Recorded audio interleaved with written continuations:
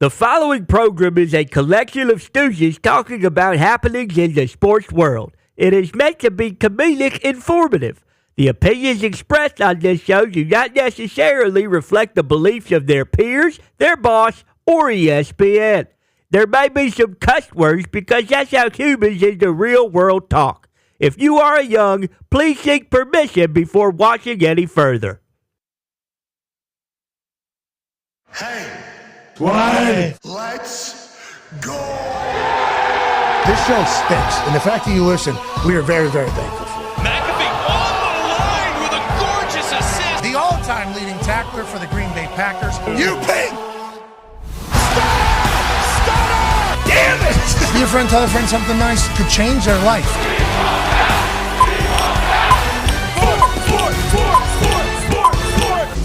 Here we go, the Pat McAfee Show. I'm AJ Hawk sitting in for Pat. He'll be joining us from London, England, the O2 Arena, I believe. Sports have been amazing, Pat. What's going on? This is awesome, actually. We get a view strictly. You are like, what, ringside, ready to go tonight? Obviously, Netflix, London, England. How's it going over there, man? Hey, life is good, AJ. Thank you for taking the trip to Indianapolis to host alongside the boys. And obviously, it's a great group over there in the Thunderdome. But let me let you know something. This trip to London that I've had over the last 24, 48 hours has been nothing short of spectacular. I got a chance to enjoy the sights, have some booze, hang with the locals.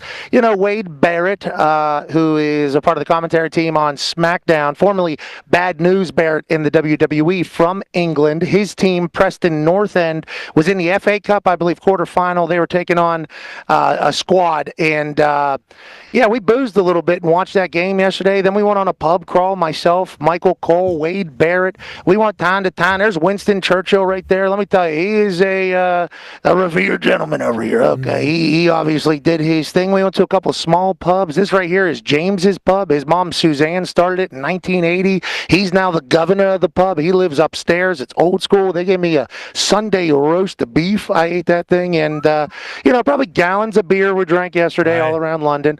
A lot of lads were met. And that right there is actually the laboratory that sets the world's time. That building right there. I didn't want to walk all the way up the hill. I didn't find it that fascinating, but I took a picture of it from afar. That is where the world's time starts. So I got a chance to see the town a little bit. Wade Barrett and Stu is his name, was walking us around, and it was a wonderful day. It was like 65 degrees. Clear skies in the middle of March. I got a little sunburn in London in March. Yes, I might be the whitest of whites to have that particular stat, but it was a good time yesterday. And now Preston North End, Wade's soccer team, they're not good. Okay, yesterday they weren't at least. They lost 3-0. But the game before, guess what they did, AJ? What's that? They beat Burnley 3-0. Oh! 3-0. That goalie hasn't been giving up any goals this year, I thought.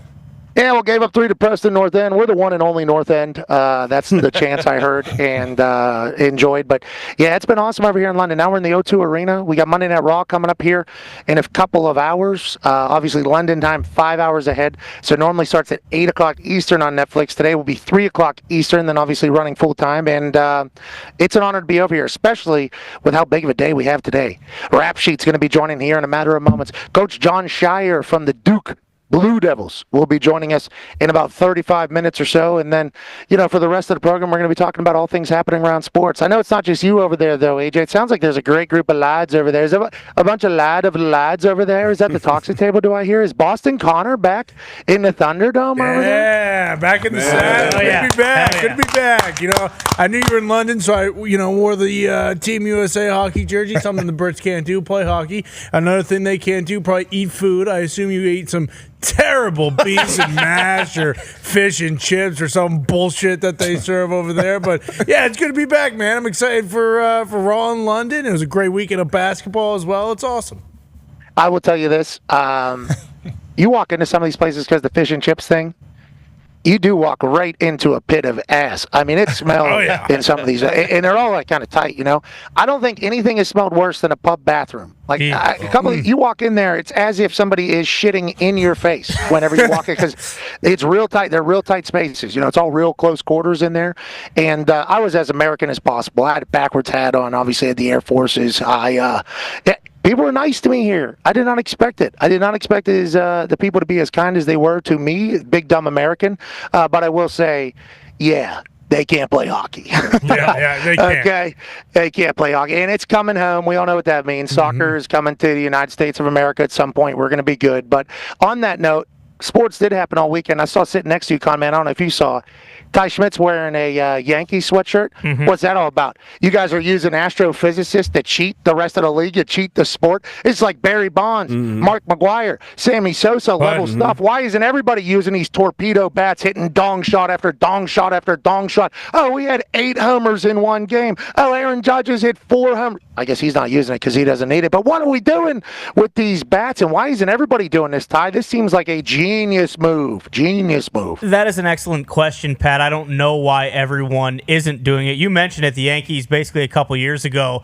He doesn't work for the team still, but they hired an MIT physicist and basically said, like, hey, listen, we could spend all this money like the Dodgers are doing, or you could basically just invent a new baseball bat that hasn't been done in like 200 plus years. So, you move a little bit of the wood around, move more of it into the barrel, so some of these guys who maybe aren't as good as hitters as Aaron Judge is, they can get around on the baseball and they can hit home runs. And, it kind of just feels like everything is right in the baseball world. Everyone hates the Yankees again. Everyone's saying that they cheat. It's not so much the Dodgers anymore. They come out, they hit 15 dingers over the first 3 games, beat the shit out of the Brewers every single game, and all is right in the world now. And now you got a bunch of teams and agents reaching out. And everybody's doing this, right, Ty? Pat, didn't you assume every team's going to have these bats now? Multiple teams had guys who were using it, but no one obviously was as successful as the Yankees were. But yeah, I would imagine that by today or this week, every team in the majors will have a couple of these torpedo bats on the way. I listened to Jazz Chisholm, the guy that just jacked one right there, talk about it a little bit, and he was just like, yeah, they said it's good, and I love it. I guess the more research I did on it and I read on it, I'm not a great reader, everybody understands that, but I guess like the max amount of weight and the max amount of girth that you're allowed to have, basically they just reshaped where that is. Yep. And it's like, if this has been laying out there forever, the Yankees figuring it out and this physicist figuring it out, I think that's good on you. It's got a 9-year NFL vet, obviously host of everything, DB, good D, bad D, Darius J. Butler. We're not baseball players at all, D. Butch, but whenever you're doing something that's been available for everybody else to do, I got no problems with that. I think it's next level thinking, don't you? Yeah, now we know that the NFL is a copycat league. I don't follow the MLB as much, but I would assume they're going to be a copycat league as well, right? Yeah, without a doubt. Okay, everyone's going to be doing this. AJ, can I see that bat real quick? Because I know you're explaining it, but you said Aaron Judge isn't using it because of how good of a hitter he is. Where exactly are they putting the wood? So they're moving it basically from like maybe like the handle or other parts of it into like more like around like the barrel or like up a little bit above the barrel, like around the kind of like signature there, because like one of the guys they were talking about, Anthony Volpe, he gets jammed a bunch, so they moved some of like the sweet spot up there a little bit so he can get around on it, and he's catching more barrels. Is it the engraving though? Is it where the wording is and where they have the little engraving? That's changed as well though. Yeah, I think that's the bit. What's the biggest part of is it the mass moving? Is it not having those engravings right in the sweet spot, or what? Yeah, I mean, look, it's just it's moving the sweet spot of the bat. They're getting more wood on the ball. Exactly. They're just moving the wood around. They're moving the wasted wood. Okay, they kind of dodged the bats. They took the wasted wood and moved it to where a more prevalent part of the bat would be. If I'm reading it accurately, Ty, right? If I'm reading it? Yeah, that is correct. They basically, because there are, like you said, there are certain parameters in which the bat has to be, and they're within, like the rule book, but there's nothing that says you can't kind of move the wood around to get it to a point in the bat where people are hitting more balls, and that's what they did. That's Jazz Chisholm there, yes. 13? Yep. Okay, so he's been talking about it, right? And that's the most defined-looking photo of the bat that I've seen, I think, out of all the photos. Mm-hmm. And nobody ever hits it off the tip of the bat. So that's normally where it gets bigger, right? It normally just kind of like funnels out. Yep. Yeah. So you never hit it off the tip. If you do, it's not going anywhere. So them deciding to just push that thing down a little bit, like how the sausage is made, and then kind of bottling in there, that feels like genius. Are they going to ban this? How long until they ban this? I don't know if they'll ban it, because it is one of those things. I mean, it's kind of like the tush push almost. Like there were other teams that were using it this weekend, and I mean, when the Yankees do it, or like if the Dodgers would have done it, like more people are going to see about it. And obviously, they hit 9 homers in a game, so it kind of, it puts a lot more attention on it. But if other teams are available to use this, like the guy doesn't work. The guy who invented this doesn't work for the Yankees anymore. He works for the Marlins, and there were some people that used it last year as well. So we'll see. I think maybe if it gets a little bit too much, like if the Yankees are scoring 20 runs every single game with this going on, I could see them maybe doing something. But this certainly, I mean, this is a good thing for baseball. They hit 15 home runs in 3 games. Like it's making the product more entertaining. On that note, we all loved dinger baseball back when everybody was just eating steroids. We all remember it. Yep. And that was when it was at its finest. So if this torpedo bat's going to help out with that, as the pitching only gets better and better, which seemingly has been the case over the last couple of years, I'm all in. I love it whenever, greats try to be innovative. Now, Hembo sent me some stats here. The Yankees have hit 15 home runs, which is tied most all time by any team through 3 games. They tied who, Evan Fox? Detroit Tigers. Which year? 2006. Nailed it. The Yankees have a .084 slugging percentage and a 1.231 OPS. What's that? Very good. On base plus slugging. Okay, both highest by any team through 3 games all time. Okay, these torpedo bats, most all time of slugging percentage on base. Aaron Judge thus far, obviously, first 27 games, he had 4 home runs. That was last year. He finished with 58. 2025, first 3 games, he has 4 home runs. So, he had a cold playoffs, and he said, why would I change anything with how good I did? It's like, well, maybe we drop that torpedo in there for Aaron Judge in the playoffs, and we start seeing how things go. Baseball had a fantastic weekend. That was great. We'll talk about college hoops, obviously, here in a matter of moments as we have Coach Scheyer joining us from Duke. White Mike's what they were calling him when he was growing up in Illinois to go play hoops a little bit. Can't wait to ask him about that and many other things. The NFL is having quite a weekend. Let's go to one half of the Hammer. Dahn. Cowboys AP. Tone, what are the odds on how many rules are getting actually changed down at these owners' meetings, Tone? Because he just mentioned it there, the tush push. That one feels like that one's going to get overturned. That one feels like it's going to get banned. I don't love it. Yeah. I'm not going to say that I am a proponent of that getting banned, but I believe the tush push, that one feels like it's on its way out. And you already heard it being chatted about in a couple of these reports. Pro Football Talk's talking about it. Schefter's talking about it. A lot of people are talking about it, how people in the competition committee, I guess it got a little bit tense in there. I guess there were some people that weren't necessarily thrilled with the thought of banning this entire thing, especially because one team's better at it than all of the other teams. But they did mention the precedent of the special teams pushing from the tight end or from the linebackers on the D tackles for field goal blocks. It just feels like everybody doesn't want to say publicly that they want it to be gone because they're all football guys and somebody's innovative. And I forget who said it. Somebody said it this morning in their meeting about maybe Bean, I don't know. Anytime somebody creates a play, or Sean McDermott, anytime somebody's innovative with the sport, you never want to punish them for it.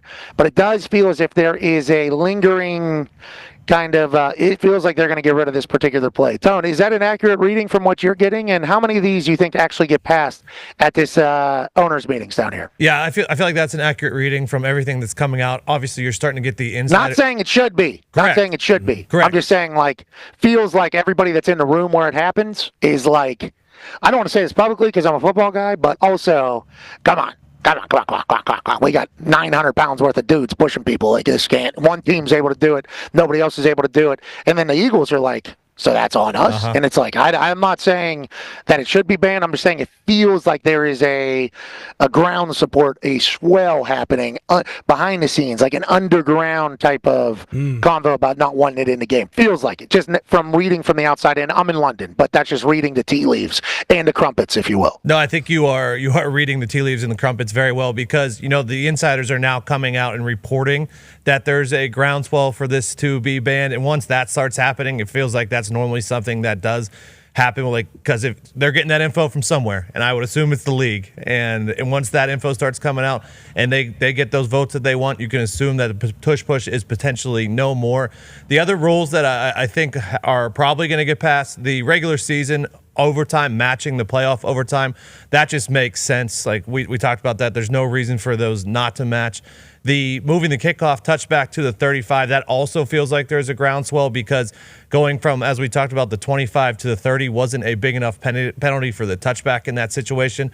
More replay assist, that makes sense. I mean, there's no reason not. We've talked about it many, many times. If we can just have the replay assistant, voice down and say, hey, you had it wrong. Let's just move it to here, move it to there. That seems like it. The two that are, I don't see the defensive holding and illegal contact not resulting in a first down. Like that's because we know these DBs. Yep. 3rd and 15, they're just going to tackle guys. There's no reason not to. I don't see that one getting past it. But the most interesting one I think that is up in there is the wild card seeding. Whether a 14-3 Minnesota Vikings would have to travel to LA if that game was in LA in that situation. Like, is that going to happen where the higher seeded or the better win percentage team will have to go to the division winner as an away game? That one is interesting. I got no idea if that one's going to pass or not. I don't even have a feeling on that one.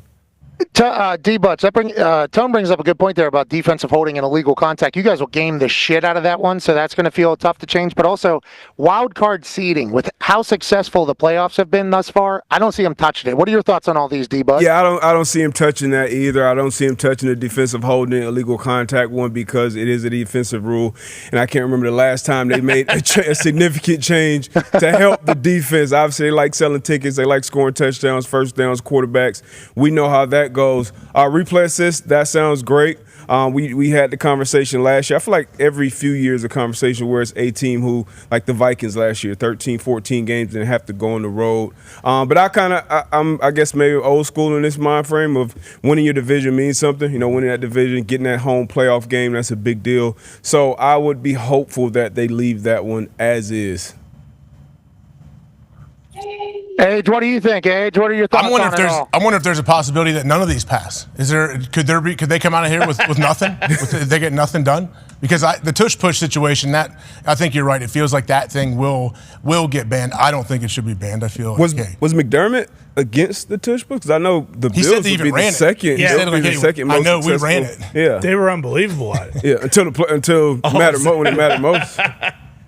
Feels like there's some heat going on over there right now. It's amazing. Yeah, what are you eating? Like, they're testing out the old speakers over here in the O2. Let me tell you, Yeet is sounding it's just me, oosh. It's been quite a time, but you're right about the amount of rules that actually get changed. And normally we talk about the NFL as like a big, slow-moving ship where they kind of set little seeds in place. And then, it is. The speakers are great here in the O2. There's a residency that happens here. It's called 21 Nights at the O2, and they have awards in the back. I guess Prince's photo is in the front of it. He has this silhouette. So I guess there's only a certain amount of artists that have done 21 nights here that claim residency here. This is an awesome arena. Hey, all these. They're much. I don't know if they get used as much or don't get used as much. Whatever it is, everything is so clean, brand new. You know what I mean? Everything is. That's not I don't know if it's because home arena. What's that, brother? Yeah. Does any team? Is there a sport played there, or is it just concerts and wrestling and everything? Yeah, because they don't have a lot of indoor sport. You're right. Yeah, if any leagues over there. Yeah. So maybe that's why they're all so nice. They're also all the seats are brand new. It looks very good. But with that being said, all these rules have had seeds in place for a few years. All these things have kind of started, like the tush push. Granted, that one's brand new, but I think they were talking about it last year, trying to ban it. Yep. The postseason overtime stuff, seeds, right, since the 13 seconds. Touchback to 35, well, they moved it to 30, so seeds, they already did that one. Replay assist, they started doing it more towards the end of the season without telling anybody, seeds, they're in that one. And then the defensive holding and illegal contact, wildcard seeding, those are basically the two that we've never really seen them kind of try to navigate, so I think that's potentially why we have a doubt in it. Con Man, what are your thoughts on it all, brother? I mean, I think moving the kickoff would be the one that would actually change the game damn near the most because, what was the increase in plays that we already had last year? It was, astronomical. And then if you're thinking about moving that thing to the 35, does that completely change hey, we're just kicking the ball out of the back of the end zone? Because I feel like it might, just because, you mentioned it, moving the ball from the 25 to the 35 yards, okay, fine. But now moving that thing to the 35, you really are 2 first downs away from a field goal. So it feels like that would kind of create a lot more things. We saw, the Cowboys, their season last year obviously didn't go great, but some of their best moments came from Turpin, against the Commanders. That kick return touchdown against the Browns, he had the punt return, but it does feel like moving the kickoff touchback to the 35 would actually then lead to, kind of having to aim for that landing zone. Because in the Super Bowl, the biggest game of the year, we didn't see one kick return, and I do feel like if that ball was coming out to the 35, that would kind of actually change the entire thing. So I think that would be the best rule to change. Then the other ones, it just kind of is what it is. Speaking of, the Super Bowl and everything, like there's going to be times where teams decide to just blast it out and give the ball to the 35. Like if the other offense is not doing great and defense is doing well, we'll just give it to them on the 35. But just giving up, forfeiting a first down all of a sudden and the percentage of scoring, I think teams will land it in the landing zone. A person who might have a little bit more information on all of this is a guy who is down at the meeting. Ladies and gentlemen, senior insider for NFL Network, which is that going to be owned by ESPN soon? A lot of rumblings. Ladies and gentlemen, Ian Rapoport. What's up? What's going on, guys? You look super cool, bro. Casual. So good. Appreciate it. This is my Kentucky Derby suit from last year. Got to repurpose it for these events. I think it really fits in kind of with this atmosphere. And I got to say, gotten some compliments. Gotten a lot of compliments. Really? What people say? Well, you look tall. Yeah. From Mark That's what they Caboli? say. Interestingly, nobody has said that. I saw Caboli, by the way. Yeah. Not wearing a suit. The world saw Caboli. Yeah, can you post that photo of Caboli sitting next to Mike Tomlin? One of the most important press conferences that's happening at the owners' meeting is Mike Tomlin speaking about Aaron Rodgers, and all anybody can talk about is how damn good Mark Caboli was. Wow. Pat McAfee Show correspondent. I don't know when you guys picked up this press conference. Yeah, God, there's an account that takes sports pictures and turns them into art. Yep. It's like art, but make it sports or something. Like they got to do this picture. They got to do this picture. To be clear, Caboli was there early. Okay, he represents the program well. He got a front row seat. Literally, think about how many people are trying to get to the spot that he got to, and instead it's just Caboli, baby. Got his cell phone. I'm going to record this for myself, and he's so focused that it's going to appear as if he's actually snoozing, sleeping, drooling while Mike Tomlin's speaking, and that's different. Do you know he made Tomlin laugh so hard today? Yeah, he made Tomlin almost spit out his drink today. Yes, at the end. Yeah, he was just looking at him, the candy. Is it about the candy where he says, "I heard me and DK Metcalf have the same candy consumption"? Yes. Yeah. Roll it. Apparently, we have the same appetite for candy, me and DK. You hear about that? No, I didn't. Apparently, he eats 4 or 5 candy bars a day. Really? No. Really? That's what he said on a podcast. He wears it a little differently than you.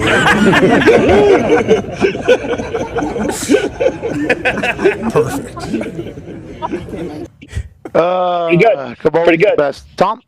Tomlin's always locked in for those two. He's always given incredible clips. Let's start there. He talked about Aaron Rodgers, about how there's a process of the offseason. We're trying to construct a team. You do it through free agency. If you can't get through free agency, you go through the draft.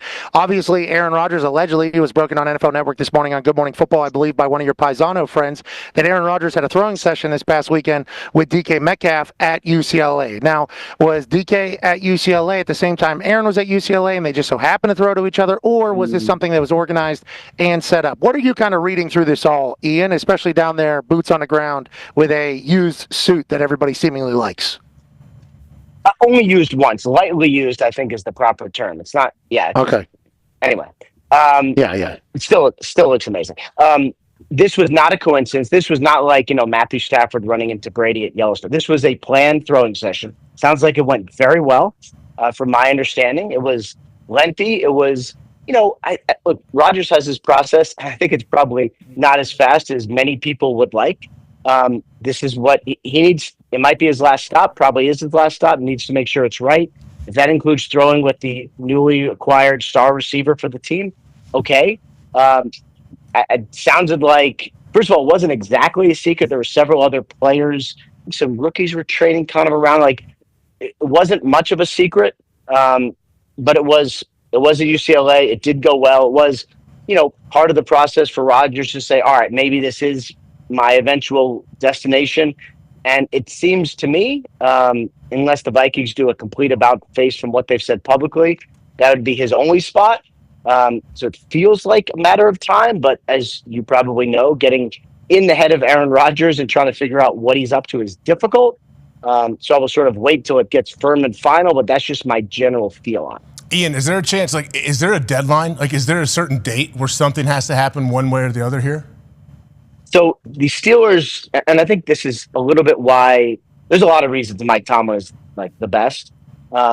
He really does respect the players, whether his future players or his current players. He respects their process. He respects their sort of their desires, and it's obvious Rodgers wants time. So they haven't said to him like, "All right, we need an answer by March 31st or whatever," and he would be like, "Do you though?" Like, there's no actual deadline anyway. The draft is really the next time where things get real, because if you're the Steelers and you have Mason Rudolph, who I think they would be okay entering the season with, obviously you'd like Aaron Rodgers, but I think they'd be okay with Mason. If it's not Rodgers, they might draft someone, and obviously you would need to know by the draft. So that's kind of the only real deadline. And like, we've seen this before. When he was going to the Jets, I think it was the Tuesday of draft week, right? If I remember correctly, when the deal got done. Like, I don't know when Rodgers is going to decide or when he's going to make his announcement or whatever it ends up being. But if you told me it was draft week, like, I wouldn't be that shocked, because that's the only time it actually sort of an answer needs to be given. Everybody's saying it's potentially going down on April 9th at Big Night. Oh, really?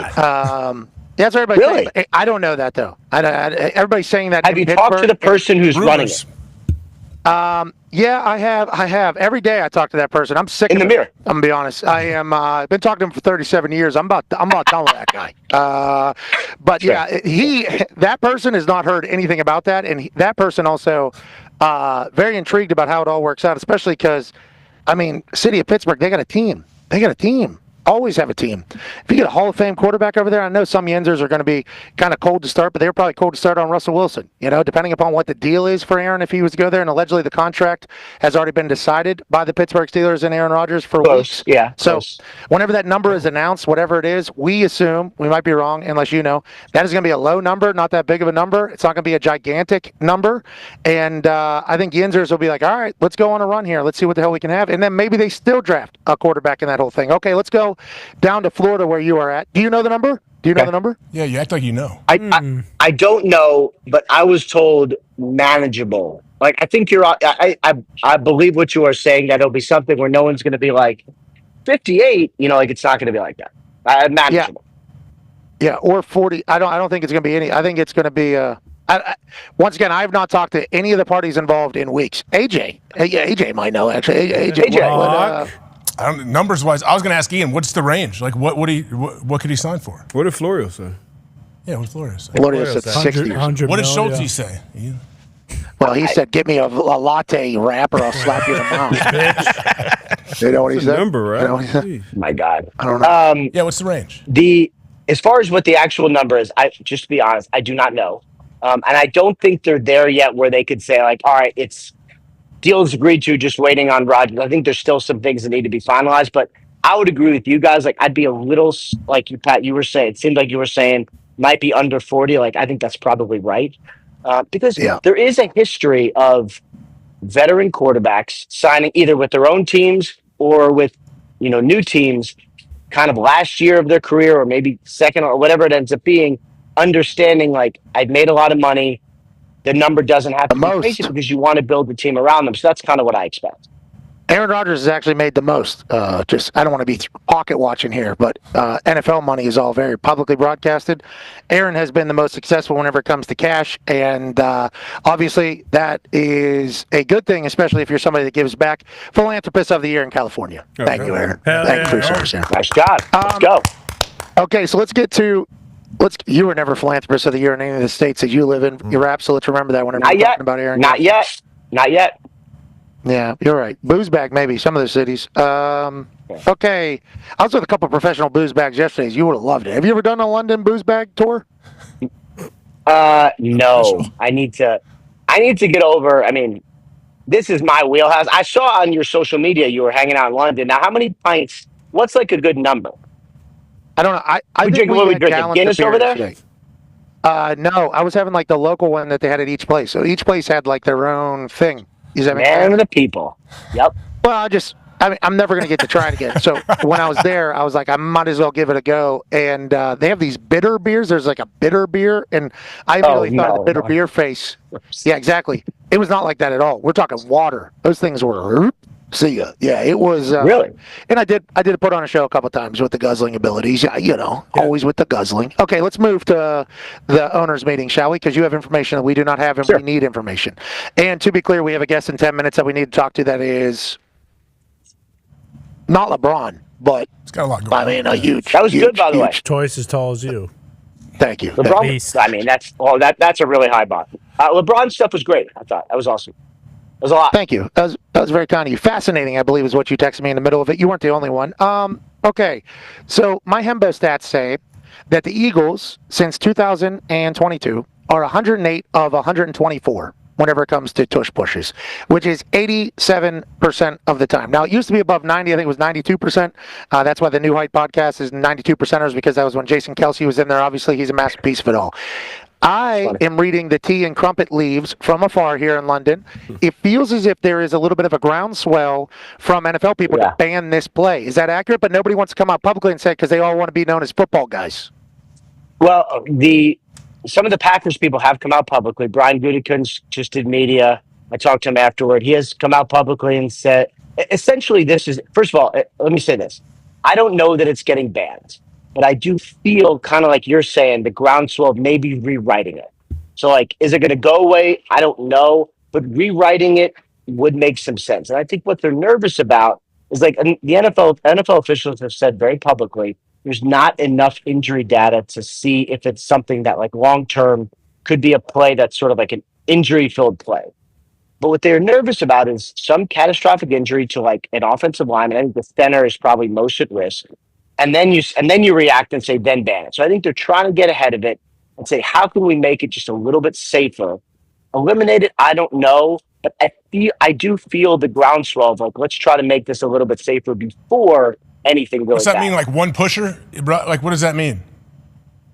Maybe, or I'm not 100% sure. I mean, one pusher might make sense, or maybe one push. Like, maybe that would be a way to do it. Like, I just stop halfway through. That'll be easy. Just one thrust. Just one push. One thrust. Sometimes one thrust is all you need. That's all they need. True. In football, well, Rap, we know that is all you got too. But like in football, oh yeah. Yeah, but when you're talking about officiating this, we're putting more judgment calls now into the refs' hands. I don't know if that's good play. I know. This is the challenge. Them starting to mention the precedent of the field goal block team not being able to push years ago, and then now it feels like there's a chance this thing gets banned. Who knows? Let's move to some other conversations. D-Bud has a question for you, Rap. Yeah, down in Florida with the Dolphins, Tyreek Hill kind of stirring the pot a little bit, as he usually does on the internet. I think somebody may have tweeted, hey, who is that player most likely to be traded on draft night? Somebody said Tyreek Hill. I think he quote tweeted it. Are you hearing anything with real decision makers as far as Tyreek Hill possibly moving this offseason or at any point from the Dolphins? First of all, I haven't. And I think he does speak a lot on social media. He does sort of have his say. And I think this is good because you sort of want people to be able to speak their mind on social media, right? I think that's okay. I have not heard your talking points there. Way to read your talk. I think this is no. I mean, I just in general, like what I don't want to do is sort of like players should have the ability to speak their minds. It's like even if it annoys teams, they should have this ability. I have not heard that he was going to be traded. He also is recovering from wrist surgery, so trading someone. Same thing with the Brandon Ayuk sort of trade rumors or whatever you'd even call it. Rarely do teams trade for people who are not fully healthy. So I think that would be complicated. I think trading for his contract will be complicated. Could the Dolphins get enough where it would be worth it? I don't know. I don't think so. So I don't see a ton here, except that probably we'll get him some retweets. Boston Connor's got something for you, Ian. Yeah, Rap Sheet, another situation going on actually here in Indianapolis. Dan Jones and AR are officially splitting QB1 reps. Is this going to be a true, quarterback competition? Someone's got to win. Is there no one with, kind of a leg up? I think most people would assume Anthony Richardson would have that. What are you kind of hearing with that situation? Yeah, I talked to Steichen about this, Shane Steichen about this today. Basically said splitting reps 50-50. They've been told, they've been informed how it's going to go, and it's going to be a storyline every day. And I hope that that is really the case, because the only thing that really matters for the Colts is the best quarterback plays. Like, you've already drafted Anthony Richardson. You already gave him a big signing bonus as an early first-round pick. He's already had 2 years. Daniel Jones got the money he got. I think it's $14 million base, whatever it ends up being. The money's been paid. The draft picks have been made. The only thing that matters is who is the best quarterback for the Colts. And so I hope it's fair. I hope it's real. And like, you guys have been in locker rooms, not all of you, but a lot of you guys have been in locker rooms. The players generally know. The players generally sort of decide. And I think at the end of camp, it will be obvious. And I think that's who will be the Colts quarterback. The highlights we're showing there of him with the Patriots, if he plays like that, he's unstoppable. Yeah. That was the final drive against the Patriots, and it was Anthony Richardson playing his best football that he's ever played for us. And obviously there's moments of magic there where Anthony Richardson's the only one that can do some of the stuff that he does. Hopefully he's able to figure it out this year. Hopefully he's able to stay healthy. And if he can't beat Daniel Jones out, Daniel Jones fresh into a brand new offensive system, brand new building, I think that is obviously a situation that he'll have to learn from going forward. There is a world where Anthony Richardson doesn't win this quarterback competition. I'm not saying that that's going to happen, but there is. And then let's say it doesn't work out with the Colts. He's going to go to another team and be so great. Yeah. So dumb. Because it would be like I've thought about that this weekend while I was traveling. I'm like, Anthony Richardson's going to win a quarterback competition against Daniel Jones. You would assume. And then you would assume this offseason, with how loud everything's been, ourselves included, that he would be like, okay, I got to lock in. Very young, but okay, to be a professional quarterback, there's a lot that goes to it. Like, hopefully now it is kind of something it all buys into. And then I thought to myself, well, what if Daniel Jones wins, clearly, and they decide to move on from Anthony Richardson? It's like, well, there's the moment then that'll tell him that he needs to lock in and be a pro. And it's like, then he'll go somewhere else and become a Hall of Famer. So whatever the case is, good luck, Anthony. I hope it's with us. I do. I hope it's with the Indianapolis Colts. Are you getting news there, Rap Sheet? Are you getting some news? What's going on? Just text from my wife. I'll answer in a second. Tell her we said hello. Did you guys win any of your horse bets this weekend? Jude was the only one who won. Of course. Hey, Jude. That's a big English thing, isn't it? Ty has a question for you. I think so. Yeah, Rap Sheet. I know you mentioned it about the Vikings and J.J. McCarthy, but they haven't officially said he's the guy, even though everyone is very excited about him. Are they going to keep doing this will they, won't they with Rodgers, because they haven't officially shut the door on that? Or at some point soon here, are we going to get confirmation that, no, we're going with J.J. McCarthy and we think he's going to be our guy? Because obviously KOC has spoken glowingly about him as well. Yeah, and KOC was just on with my buddy Pelissero on NFL Network. I think he posted either the video or the comments. I think it was pretty strong that JJ's the guy. But even if they don't come out and say it, we know. And I think, yes, I think they'd like him to earn it, but I think it will probably happen. It sounded like last year, early part of training camp before the injury, he was really impressive anyway. So, I know some people have sort of said, maybe Aaron Rodgers there, anything's possible. I would never rule anything out in the world, but it feels like JJ for sure to me, JJ to JJ. And hearing the comments of Vikings people today and this week seems to emphasize that even more. Okay, last question here from AP Tone. Yeah, Rap Sheet, let's stick with the quarterbacks. It was reported that the Ravens are in early talks with an extension for Lamar Jackson. Does that have anything to do with Josh Allen's contract getting torn up and him getting a new deal? Or is it, I saw he's a big cap hit coming up this next season, or is it just Lamar's earned this, obviously, and deserves an extension? I think it has more to do with the cap hit than with Josh Allen, but Josh Allen getting now he got a great deal for him, because basically what they did was they ripped up his old deal. They didn't just extend it, tack on some money. They kind of started new, which you never see teams do. But I think that sort of sets a little bit of the benchmark of where Lamar might be. So if Josh Allen comes in at 55, maybe Lamar is a little bit over that, because generally the next guy is a little bit higher. But I think, it has to do with if they're going to do something to lower his cap hit, which I know they would like to do, he's your guy. You have no doubt he deserves everything. A pay raise makes sense. A new contract makes sense. And I could see it getting done. Absolutely. Last question for me before we let you go. Enjoy that Florida weather while you're wearing a Kentucky Derby suit again. Yikes. the vote happen tomorrow. How many of these will pass? We got a graphic here, basically everything we know of being proposed. How many of these end up passing? Tush push? Yes. I'm going to vote for myself here. Tush push? Well, yes. Overtime? Tush yes. push. Touchback? 30. Let me just roll through here. Tush push? Yes. Regular season OT? Yes. Touchback to the 35? Yes. Defensive holding and illegal contact? We all discussed. We don't think that's going to get passed. Replay assist? We think it will. Wild card seating? We don't think it will. Will these all be voted on tomorrow? And what are your thoughts on the outcome? Tush pushes tomorrow unless they say, you know what, let's reconsider it in May at Minnesota meetings, which might happen. Regular season OT, that seems like a pretty good. We'll see. I don't know if some of these might be today, but I think the bulk of them is probably tomorrow. And I think what you're looking at, I mean, replay assist, like I feel pretty strongly that's like we've already seen a lot of that in play. Yeah. Easy. I mean, have we not? So I think that's probably an easy one. Wild card seating, I'd be surprised about just because that seems like such a drastic change. I think we'll get a couple of these, but to me, like the tush push ban is probably generating the most conversation. Usually when there's a lot of conversation, they want to have more conversation. So maybe we do end up talking about this in May.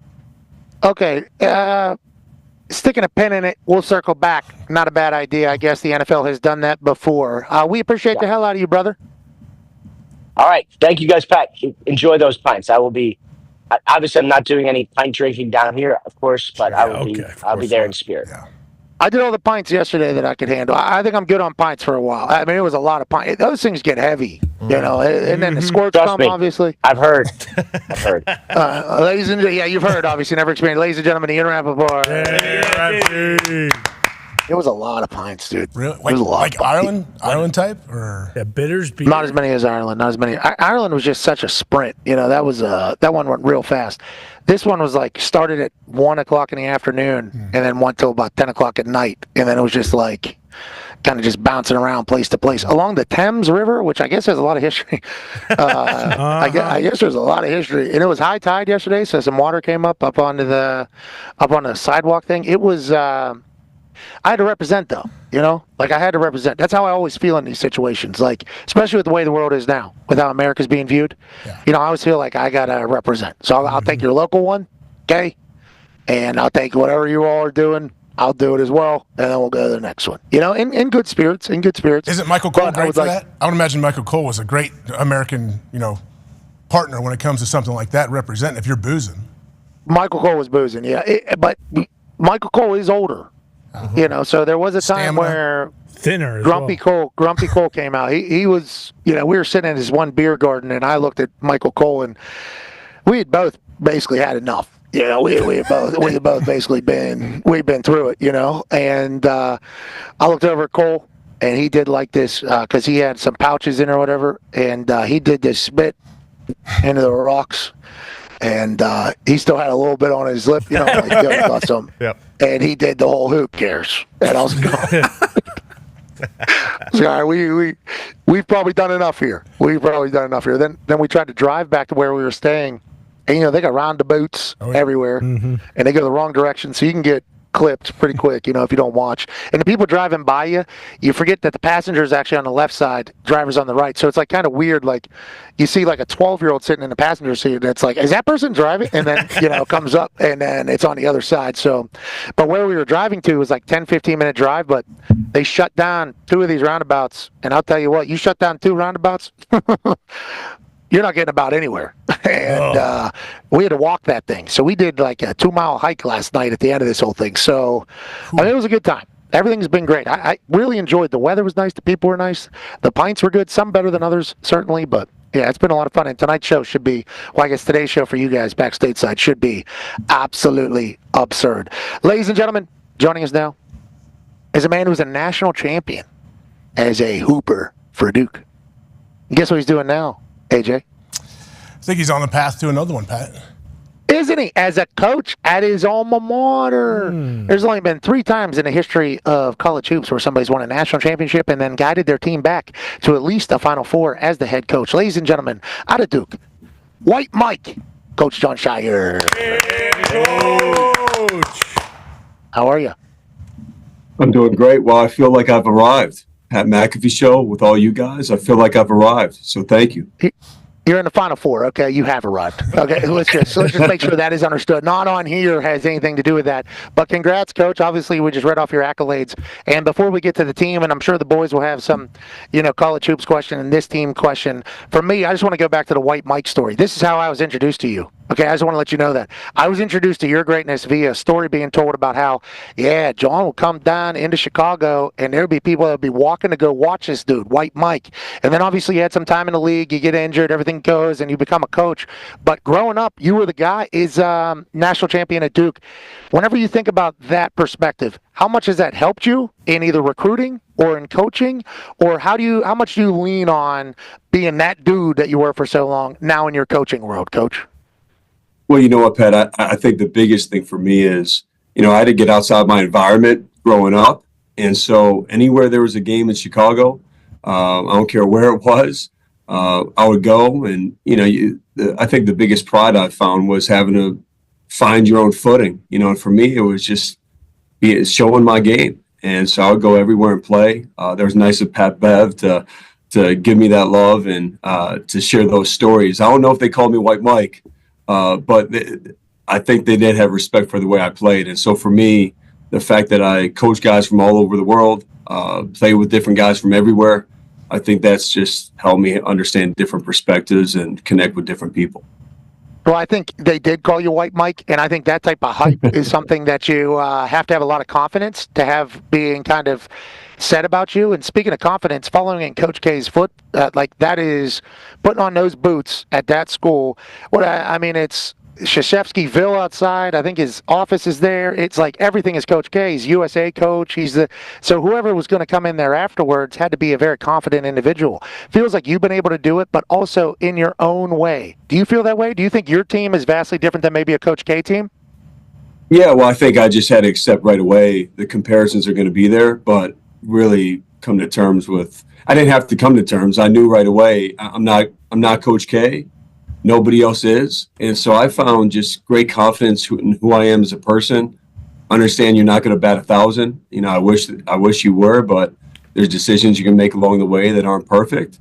And to be able to keep that confidence, to be able to be authentic to who you are, to me is the most important thing. And so I think for our players, they understand I'm not trying to be anybody different. I am who I am. And I think there's a lot of great things to it. I'll tell you this, though. I think we're playing modern way, modern basketball, the way we share it, the way we, play with pace and how versatile our team is, I think is really the way the game should be played and just the modern way of playing right now.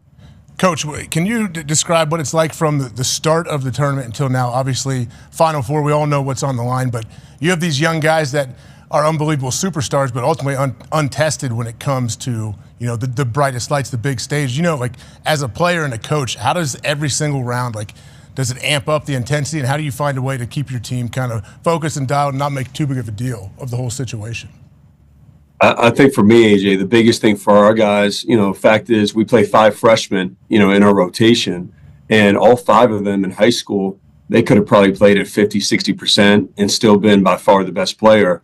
And so from day one, for me, it's been about setting an expectation of understanding what the standard is, but then also preparing to be at your best when your best is required. And that's what the tournament is all about. It's not best out of 5. It's not best out of 7.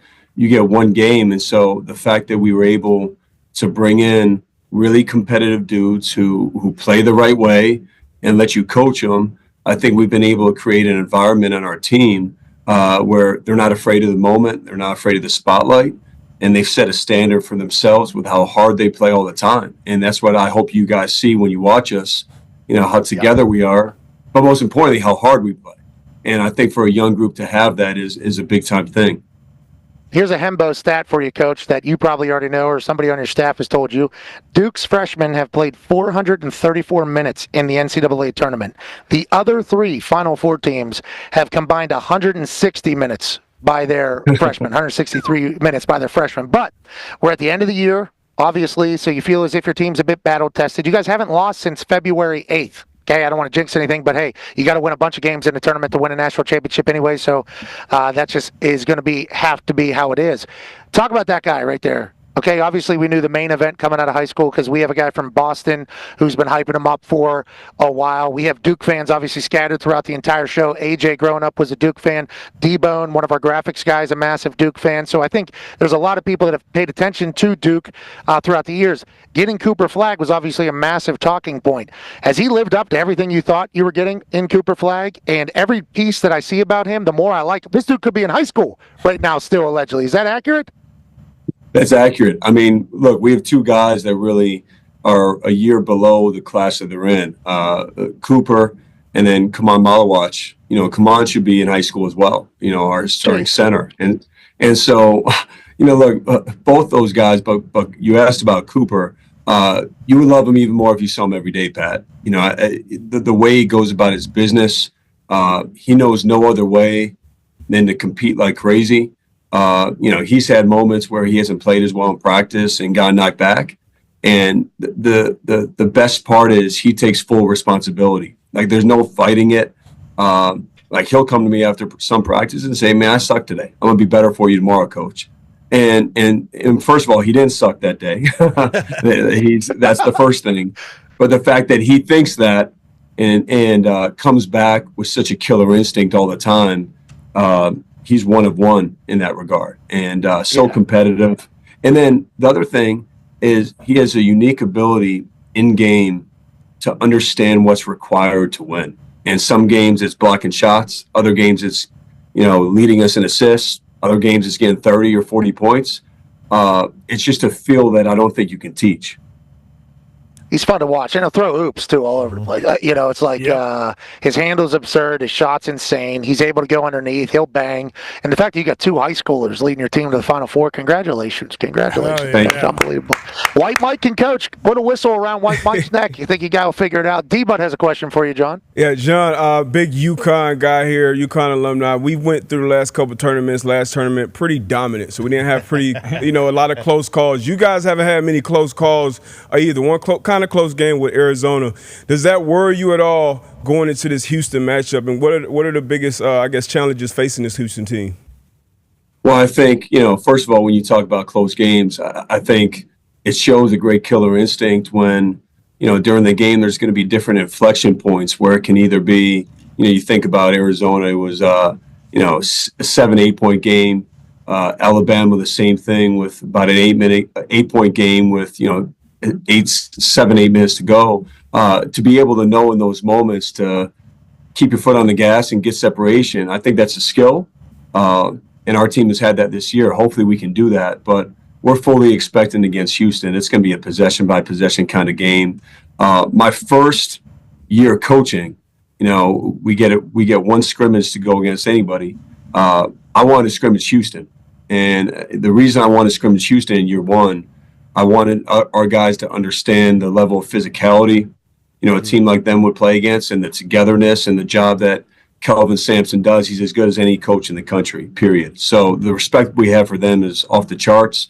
We know it's going to be a slower paced game. We know it's going to be a physical game, still diving in them some. But look, if you look at their analytics, statistically, they're as good as any team in the last 10 years of college basketball. They're right there with anybody. So we're excited. We know it's going to be a big-time challenge, and the job they do on defense is off the charts. You talk about Coach Sampson there. Obviously, he's been around. We've seen Houston go on many runs. The last school called him Kevin, I think, and then their social team said his name's Kelvin, and the L is actually the same one he just handed you. So they got a little swag down there, a little bit of sauce in this entire thing. ESPN Research pulled this up, John, just to make you feel young or good. Sampson and Scheyer will be on opposing benches in the semifinal. When Sampson began his first season as a D1 head coach in 1987 at Washington State, Scheyer was 4 months old. You know, so he's got a little experience. Jeez. He's got a little experience on you, but you know, White experience. Yeah, exactly. Boston Connor has a question for you, Coach. Yeah, Coach, you got that, you know, Duke emblem across your chest, and it says the brotherhood above it. You know, what does that kind of mean when you know, playing basketball for Duke, all the great players that have played there, including yourself? And will you kind of lean in to the brotherhood as you get ready for the Final Four? Will you reach out to Coach K? Will you kind of talk to some of the guys that have already been through it, or can you just pull from your own experiences enough? No, I lean into all that. And, look, I think when you think about the brotherhood, and obviously Coach K is a huge part of that. I already talked to Coach K first and foremost. He's only had 13 attempts at, in a Final Four, 13 experiences. Besides that, he doesn't know much about being in this environment at all. But for me, I'm lucky, as a coach to still have my coach.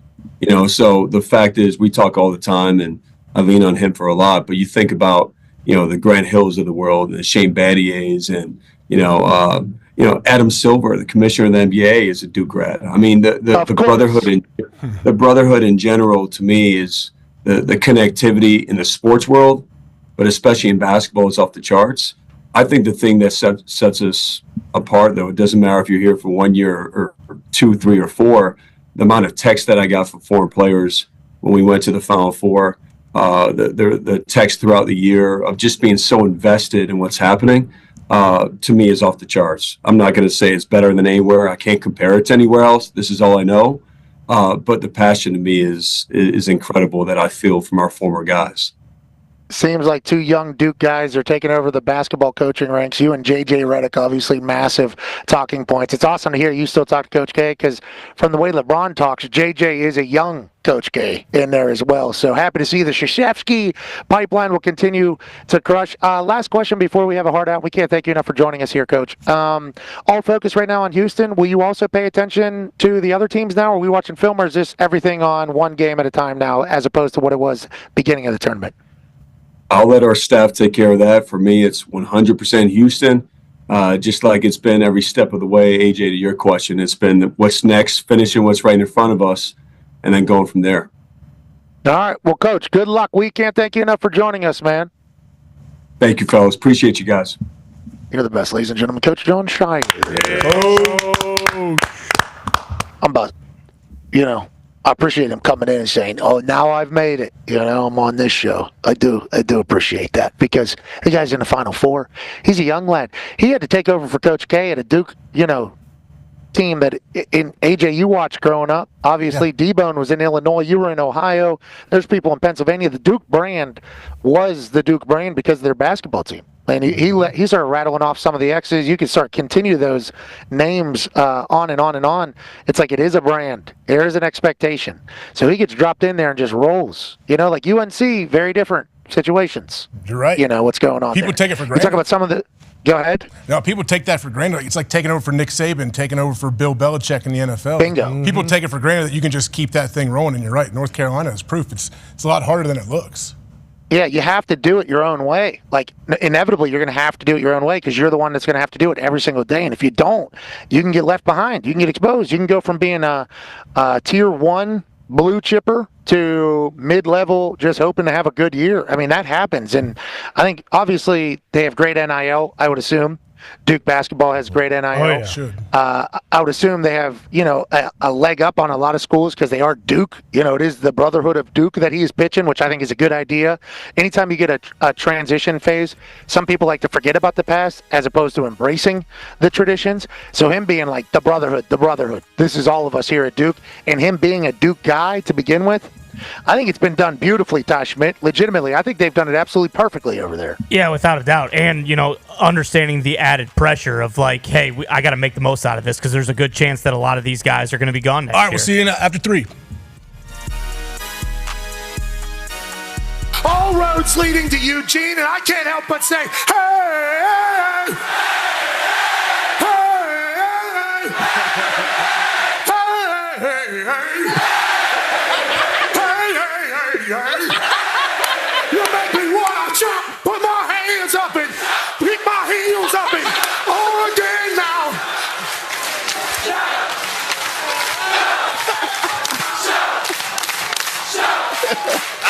A little bit something now, a little bit something now, a little bit something now, a little bit something now, a little bit something now, a little bit something now, a little bit louder now, a little bit louder now, a little bit louder now, a little bit louder now, a little bit louder now, a little bit louder now, a little bit louder.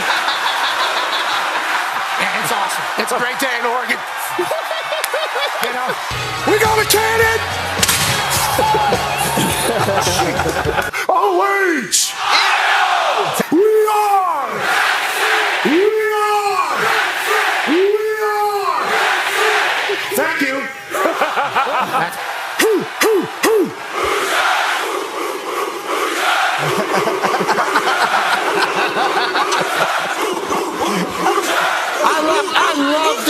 Let me go ahead and cock that thing. Boom on. Boom on. Ah, boom. Yeah, hell yeah, hell yeah. Hell yeah, Roughnecks. We got engineers, we got doctors, we got economists. We got real tests that have real implications happening. And all of these sons of said, give me college game day. Instead of studying, I had some questions about coming out here to Berkeley, but after experiencing it, it is very evident that this is one of the best cities in this here United States of America.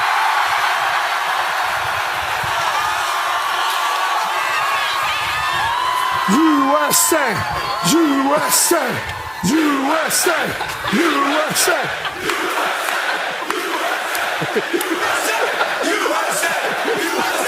And this represents everything that is great with this country, with our sport. It doesn't matter which way you view the world. It doesn't matter which part of the country you're from. College football runs through our soul. And that is what a celebration today is all about. I am thankful to be here amongst these nerds and future geniuses and future people that are going to run this place. It's an honor to be in Berkeley. It's foggy. I think there's some skunks that died down the street. But the following program is a collection of stooges talking about happenings in the sports world. It is meant to be comedic informative. The opinions expressed on this show do not necessarily reflect the beliefs of their peers, their boss, or ESPN. There may be some cuss words because that's how humans in the real world talk. If you are young, please seek permission before watching any further. hey, let's go. This show stinks, and the fact that you listen, we are very, very thankful for. McAfee on the line with a gorgeous assist. The all-time leading tackler for the Green Bay Packers. You pink! Damn it!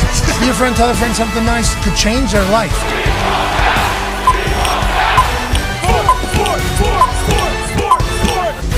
Welcome back, hour 2 of the Pat McAfee Show.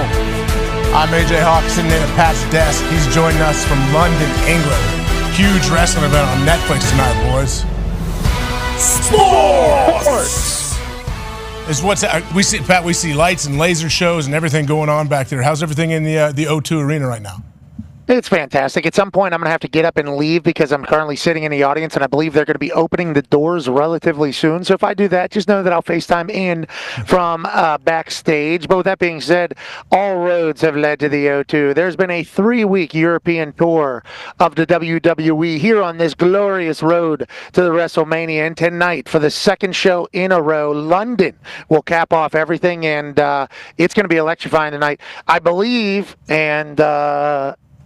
there's somebody that you can't see, an invisible person that's going to be here. And I believe there's some other magic in store. And I'll be on a microphone alongside Michael Cole. It'll be a dream come true. As you see, Darius J. Butler there behind Lordo Stanley Cup, as he is a Florida Panther fan. AJ Hawk traveled in from Ohio to stand at that particular desk right there. Can't thank both you boys enough. And then on the other side, you got the Toxic Table at Boston Connor and at Ty Schmidt. One half of the Hammer, Dahn.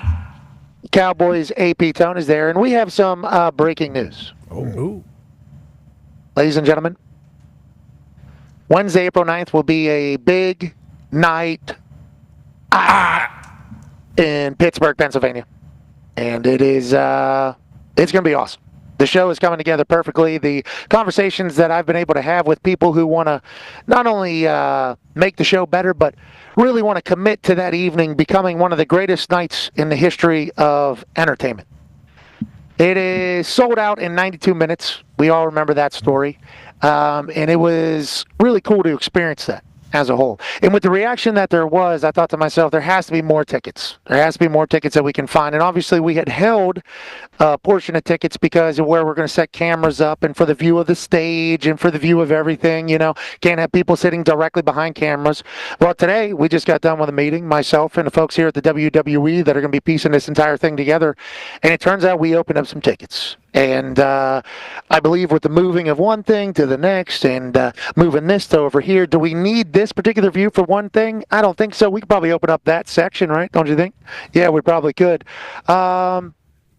1,750 tickets will be going on sale on Wednesday at noon. Wow. Okay, Wednesday at noon, we were able to open up 1,750 tickets. Now, there was a worry that maybe these wouldn't be able to be in the giveaway zones. There was a worry that maybe they'd have an obstructed view. There was a worry that maybe these seats would just have to be covered by some tarps because of the way the presentation of the show was going to go. But instead, the wizards here at the WWE were able to cook up some magic, some potion, and we were able to open up 1,750 tickets. They'll go on sale at the same price that the other tickets were on sale for the first time, so nobody's getting a better deal because they bought it late. If you bought it early, obviously, you will be paying the same. You won't have to pay more than the people that got it later. So Wednesday at noon, 1 week before big night. 1,750 tickets will go up for sale, and it's exciting. I'm very, very pumped up about it. As soon as I found out about it, literally an hour before we went live, I was like, got to tell people, got to make this announcement. I want to sell them as soon as possible because obviously the show is next Wednesday already, AJ, next Wednesday. Wow. And going to give away a bunch of money. Going to have some spectacular talent in the building, and hopefully we have a Wednesday night that's talked about forever, AJ Hawk. And I know you'll be a part of the show, but just know that there's a chance 1,750 more people could be coming to your party, AJ Hawk. Yeah, I think that's amazing. I'm sure people will jump on that as soon as they go on sale Wednesday at noon Eastern. As I was watching actually D-Bone make this graphic when I showed up earlier today. It was cool to see how the sausage is made, as they say. It's really cool to see. Yeah, D-Bone always does, D-Bone stuff. Yeah. D-Bone trying to figure out what matters on the graphic and what doesn't matter on the graphic is always a fun game. It's always a fun game. Yeah. It's like, hey, when are they on sale, D-Bone? Big part of it. What is the show? Big part of the story here. How many of the tickets? Big part of the story here. And D-Bone gets creative. He's an artist. He does what he's got to do. But in the end, he makes magic. And that's what we're hoping is Wednesday, April 9th. Nothing but magic. Few hours show, 2 hours, 2.5 hours, maybe 3, depending upon how it all rolls. Show will start at 8 o'clock local. I think we'll be over by 10. There'll be 10:30, maybe 11. There's a chance you go to work the next day, you Yinzers, you fine Yinzers. Or if you want to take Thursday off, I believe it's the first day of the Masters golf tournament down there in Augusta. So, everything's pointing up. D-Butch, you're obviously going to be a part of that particular program. Maybe 1,750 more people are going to come join the evening. I cannot wait. I know a few of my friends will definitely already be in the building. Hopefully this opens up some space for more of them, but it's going to be crazy. It's crazy that it's already here, pretty much just around the corner, and you saying that everything is going perfectly has me feeling great.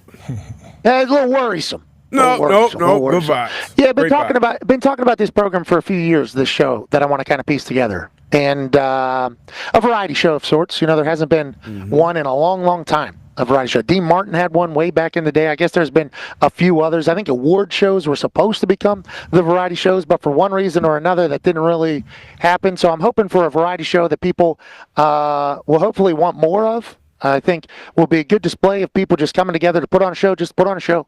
Give away some money. We're going to be streaming it live on YouTube, X, and TikTok Live. So if you're not one of the 1,750 people that are able to get some of the tickets here on Wednesday that have just been opened up, literally an hour ago, we figured out more space to get more people in there. You'll be able to watch along at home. It's going to be a blast. Let's go to the Talks Table at Boston Connor and at Ty Schmidt.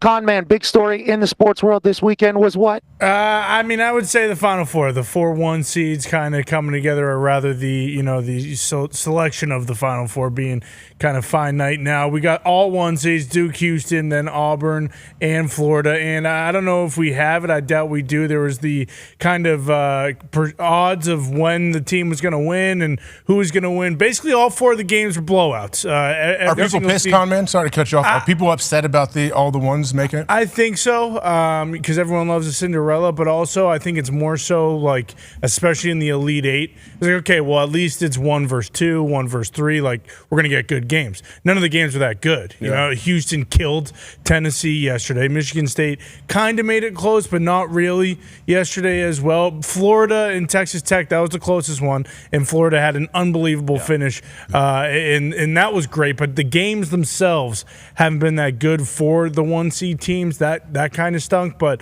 the final 3 games should be incredible, even though Duke is clearly the heavy favorite. I don't know if we did talk about it, but O's the Mentalist has done it again, folks. On March 20th, and I believe we have the video, but on March 20th, he put together basically his Final Four and also a massive upset from the entire thing, and he revealed it yesterday. I said before we started, March 20th, when we seal us at 115, our bracket buster would be Arkansas beating St. John's.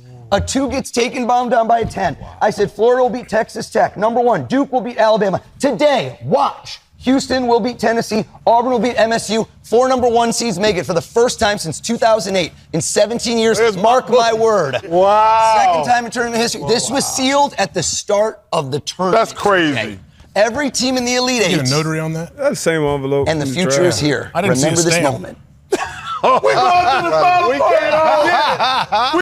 You guys have questions? Well, that's the thing. Like, if you're going to do something like this, and maybe they did do it, they need to show when he closed it or whatever. Or at least a picture from March 20th, Yeah. right when he did. But I mean, It was actually, notarized. I It was believe notarized. You guys, was it notarized? Yes. This is before the I last was 2 games joking were about played, that. though, right? Was it really notarized? Yeah. Oh, okay. So I mean, I wasn't accusing Oz of That cheating sounded us. like or whatever. you were. First But time if I O's. see the first thing I thought of when I see him do this, like, why doesn't he monetize this in a gambling way? Like, wouldn't someone come to him and want to say, "Hey, give me let's figure this How thing out"? do you know he didn't? I know, that's what I'm wondering. Like, are there some? Yeah, I don't know. I would assume he can make tons of money if there's some people that. I assume he's not allowed.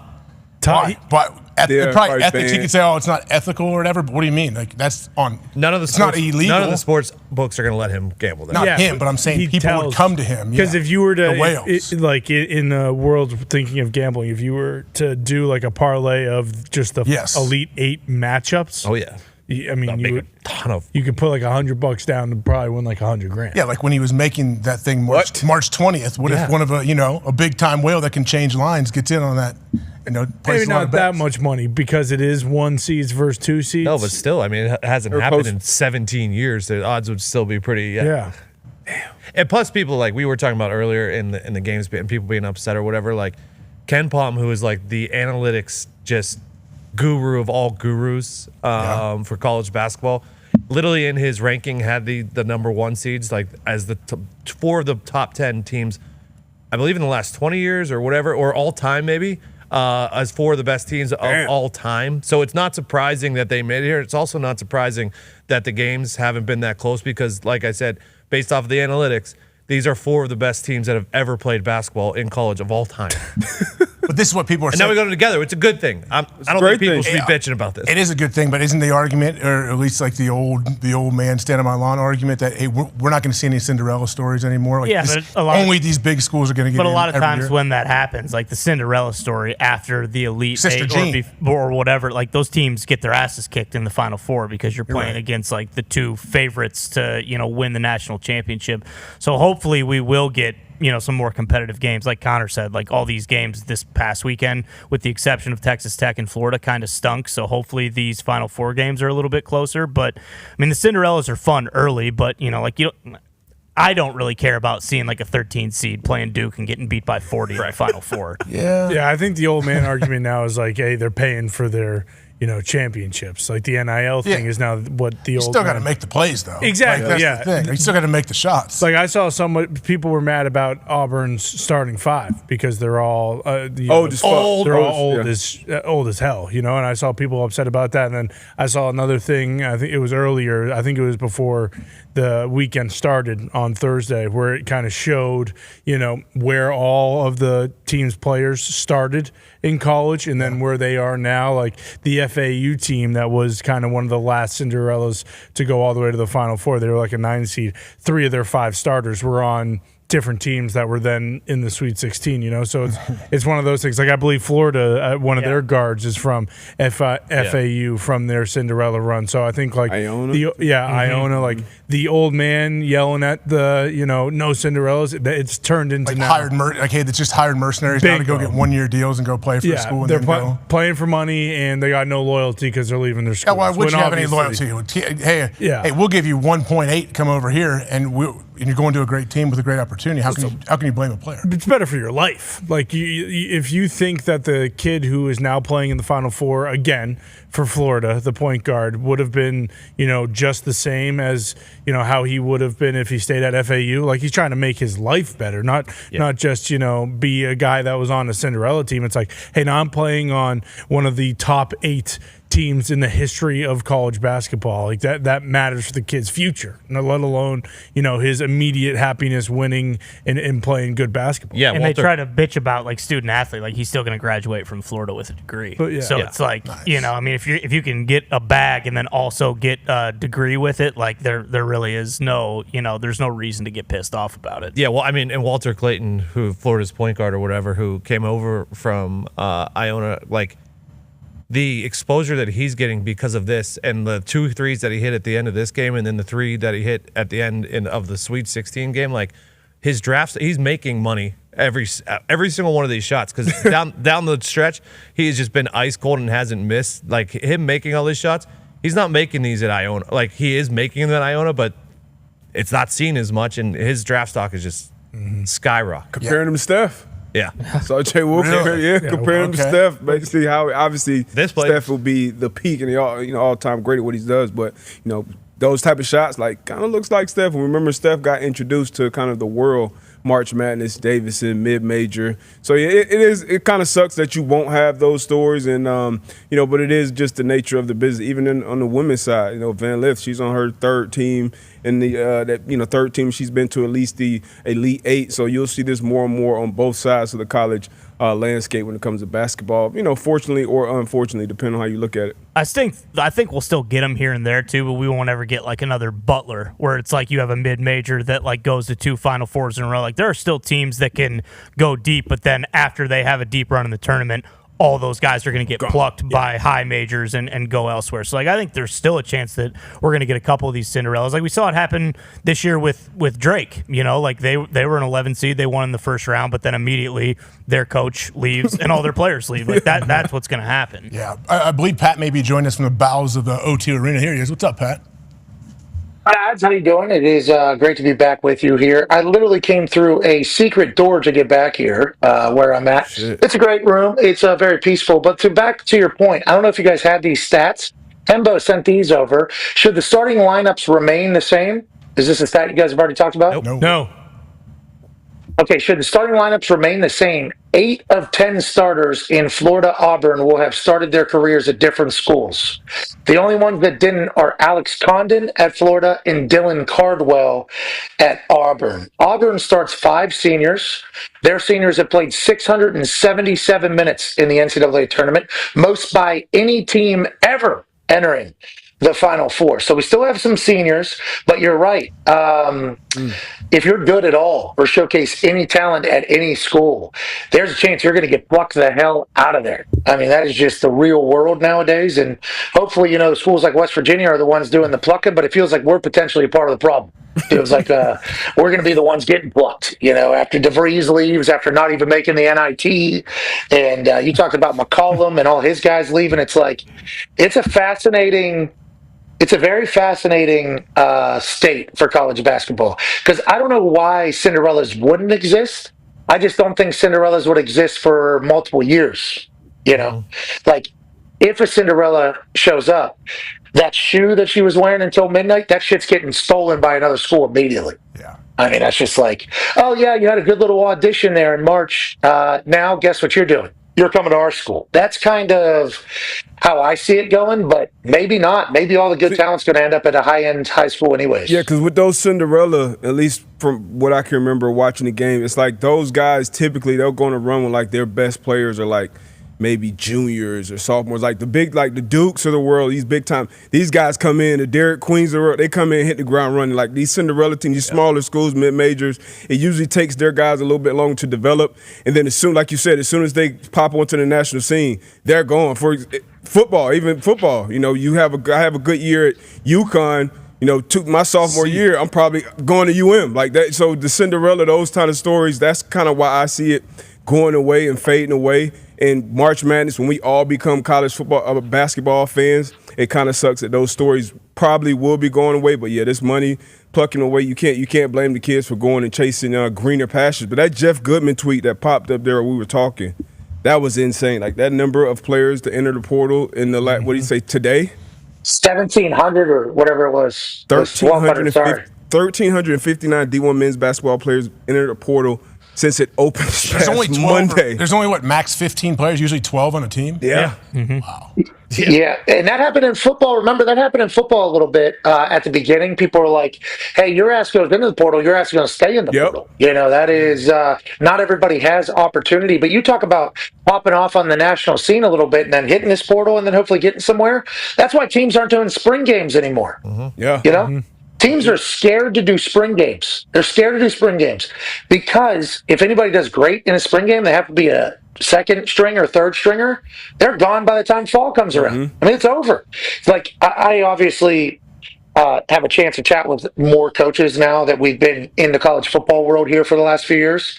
And it's like Rich Rodriguez is trying to figure out what the hell to do. Matt Rule's trying to figure out what to do. All these schools are like, why in the fuck would we have a spring game where we're declaring a first string, second string, third string, fourth string? So now our third stringer knows he's not a starter right now, but he might be a starter in the fall, but right now he isn't. So he might be like, well, I'm not even going to play here. I'll go somewhere else. And then if you do well in the spring game, it's like every other place is like, who's that guy? Who's that? It is, I think spring games dead and gone. Everyone's doing like a spring celebration or something. They're trying to figure out what exactly they're doing, but they're not going to be playing football against each other, it sounds like. Coach Prime tried. Yeah, they wanted to. Sorry, go ahead, Pat. Go ahead.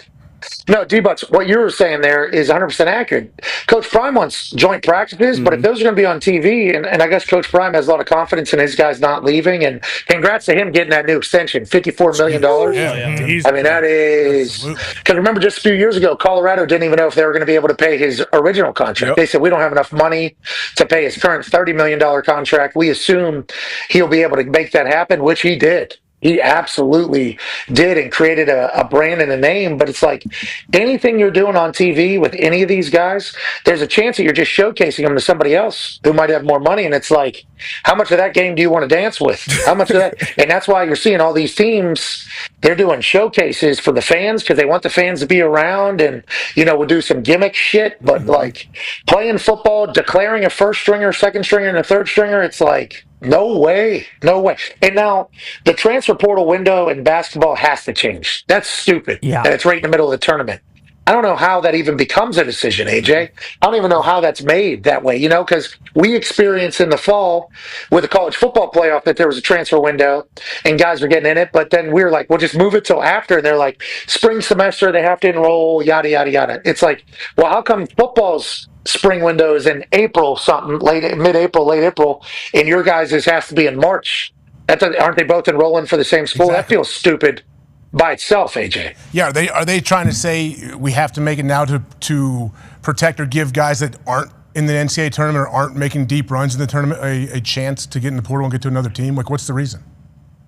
I have no idea. There's dumb decisions made. Speaking of decisions being made, what was Rap being so auspicious about whenever he was talking about those votes? What was he like? Did you hear him? What do you mean exactly? I don't know if I said the word right there. Is that a word? Auspicious? Yeah. Yep. Oh, yeah. I think what it means is like, he was like, some of these votes, maybe tomorrow, maybe today. Yeah, what does the day have to do with it? Minnesota. I think he just didn't know. Really? You think he didn't know? Okay, I didn't know if all these were actually getting voted on or if they're just being discussed. Well, you know? Wasn't it last year where it was kind of up in the air when they were voting on some stuff? Like sometimes if it was like, hey, we're close on a certain thing and we might have a certain amount of votes, they're like, why don't we just completely vote for this tomorrow to try and kind of swing like the Frank Underwood type thing. So they can choose when they make the votes? Yeah, that's what I thought, if I remembered it correctly, that when we were down there was kind of some sort of like toss-up of when the actual votes were. Goodell has, I can't remember what it was they voted on last year. It might have been the kickoff rule or whatever, but they had the meeting and they could tell like maybe they were 2 or 3 votes short. And then, so he didn't have the votes. Goodell had to go that night, have some cocktails, whip up a few more votes so that he knows the lobbying. Yes. Mm-hmm.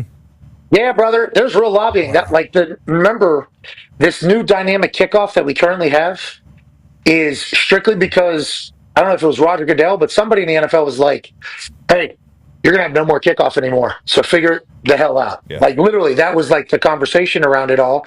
And then they get to this new dynamic kickoff, and some teams are like, "We're not doing this 2 lines of scrimmage thing, yada yada yada. We're not doing that." And they're like, "Well, it's either that or it's nothing at all." And then they're like talking at night, shaking hands, earning up votes. Yep. You know, Coach Riz had to go earn votes for this kickoff whenever he was now he's with the Broncos. He was then at the time with the Saints. It's like there's a lot of working going on down at these league meetings, and a lot of it's like, "Hey, I'm better for the game. I'm saving the game. This is better for the game."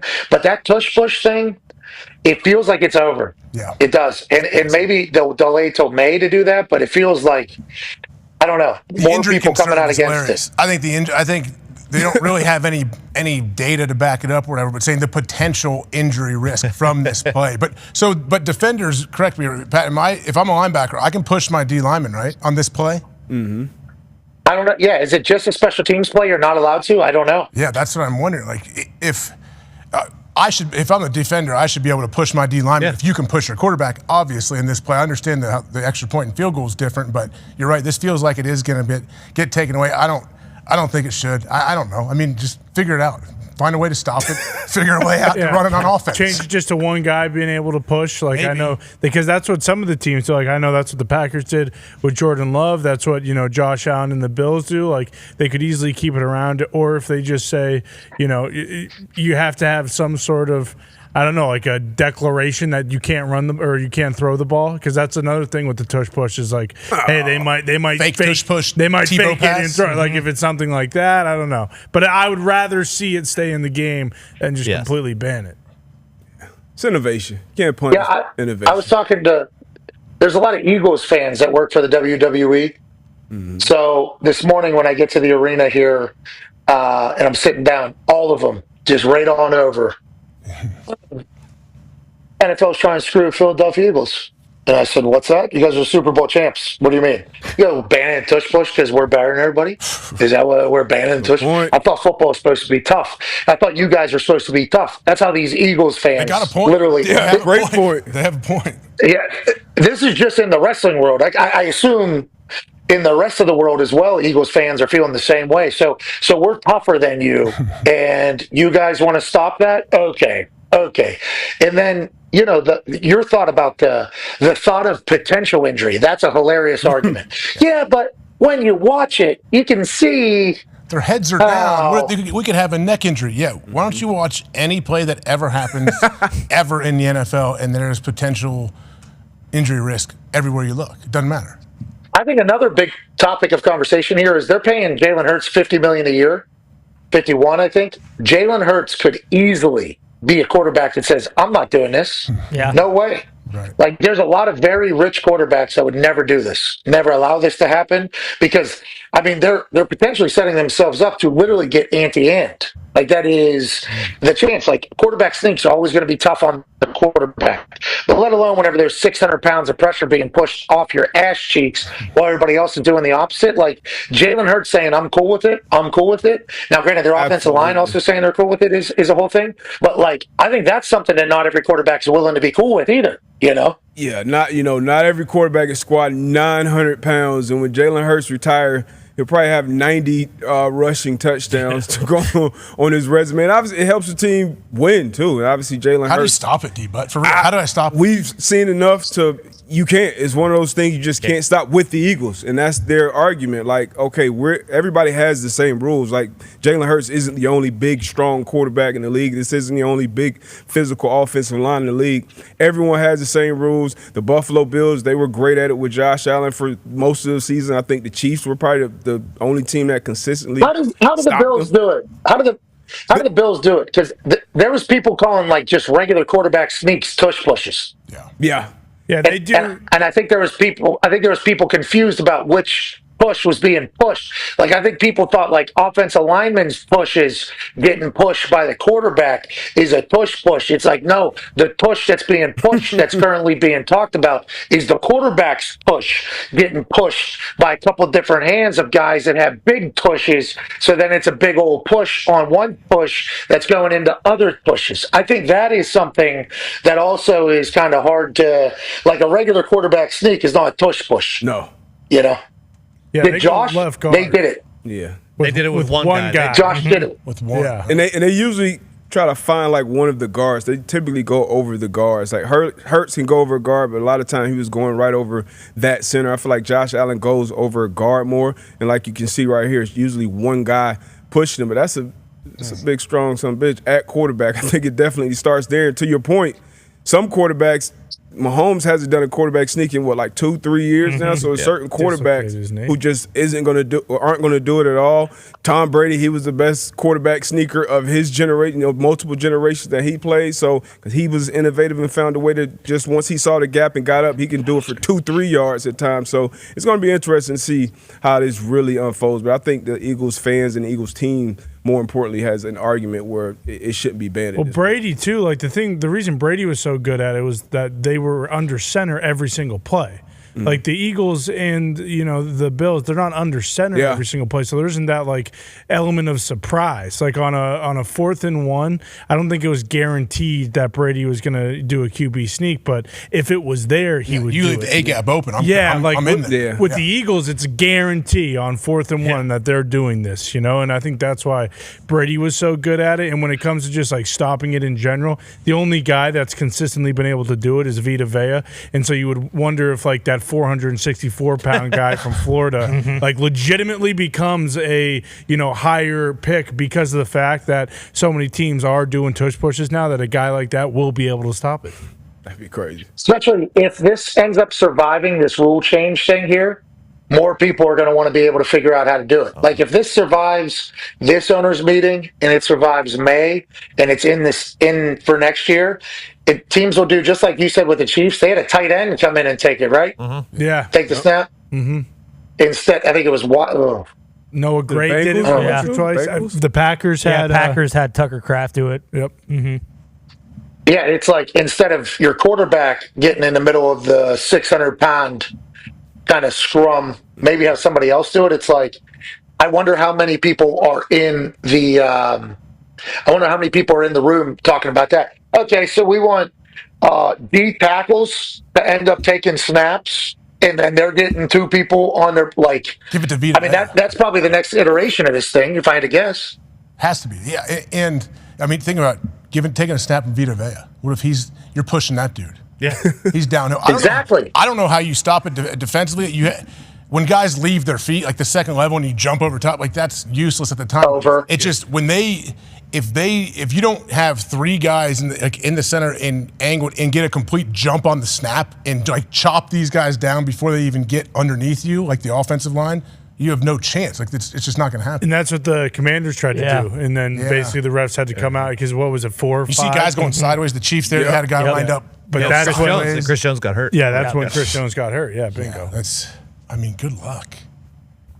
Yeah, I'm happy I don't play defense. Just in general. But Sirianni needs to come out and run that play 50 straight times in a game. And especially if he gets this thing passed. I don't know how his offensive line will be able to stand up afterwards. Yeah. But if they run this first down, second down, third down, all the way down the field and score a touchdown, I think then a message will be sent that we're better than you are. Congrats to the Bills and Christian Benford on a 4-year, $76 million deal. Did we know these types of deals were still coming at this stage of the offseason? Nope. No.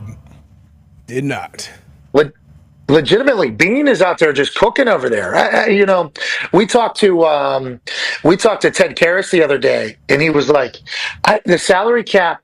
Some teams don't have it. I don't know how that goes, but it's like the Buffalo Bills had to move on from their previous team of all the OGs and all the people because they couldn't pay everybody because they just paid Josh Allen. They repaid Josh, and then they're still paying everybody over there. Brandon Bean's obviously in it to win it.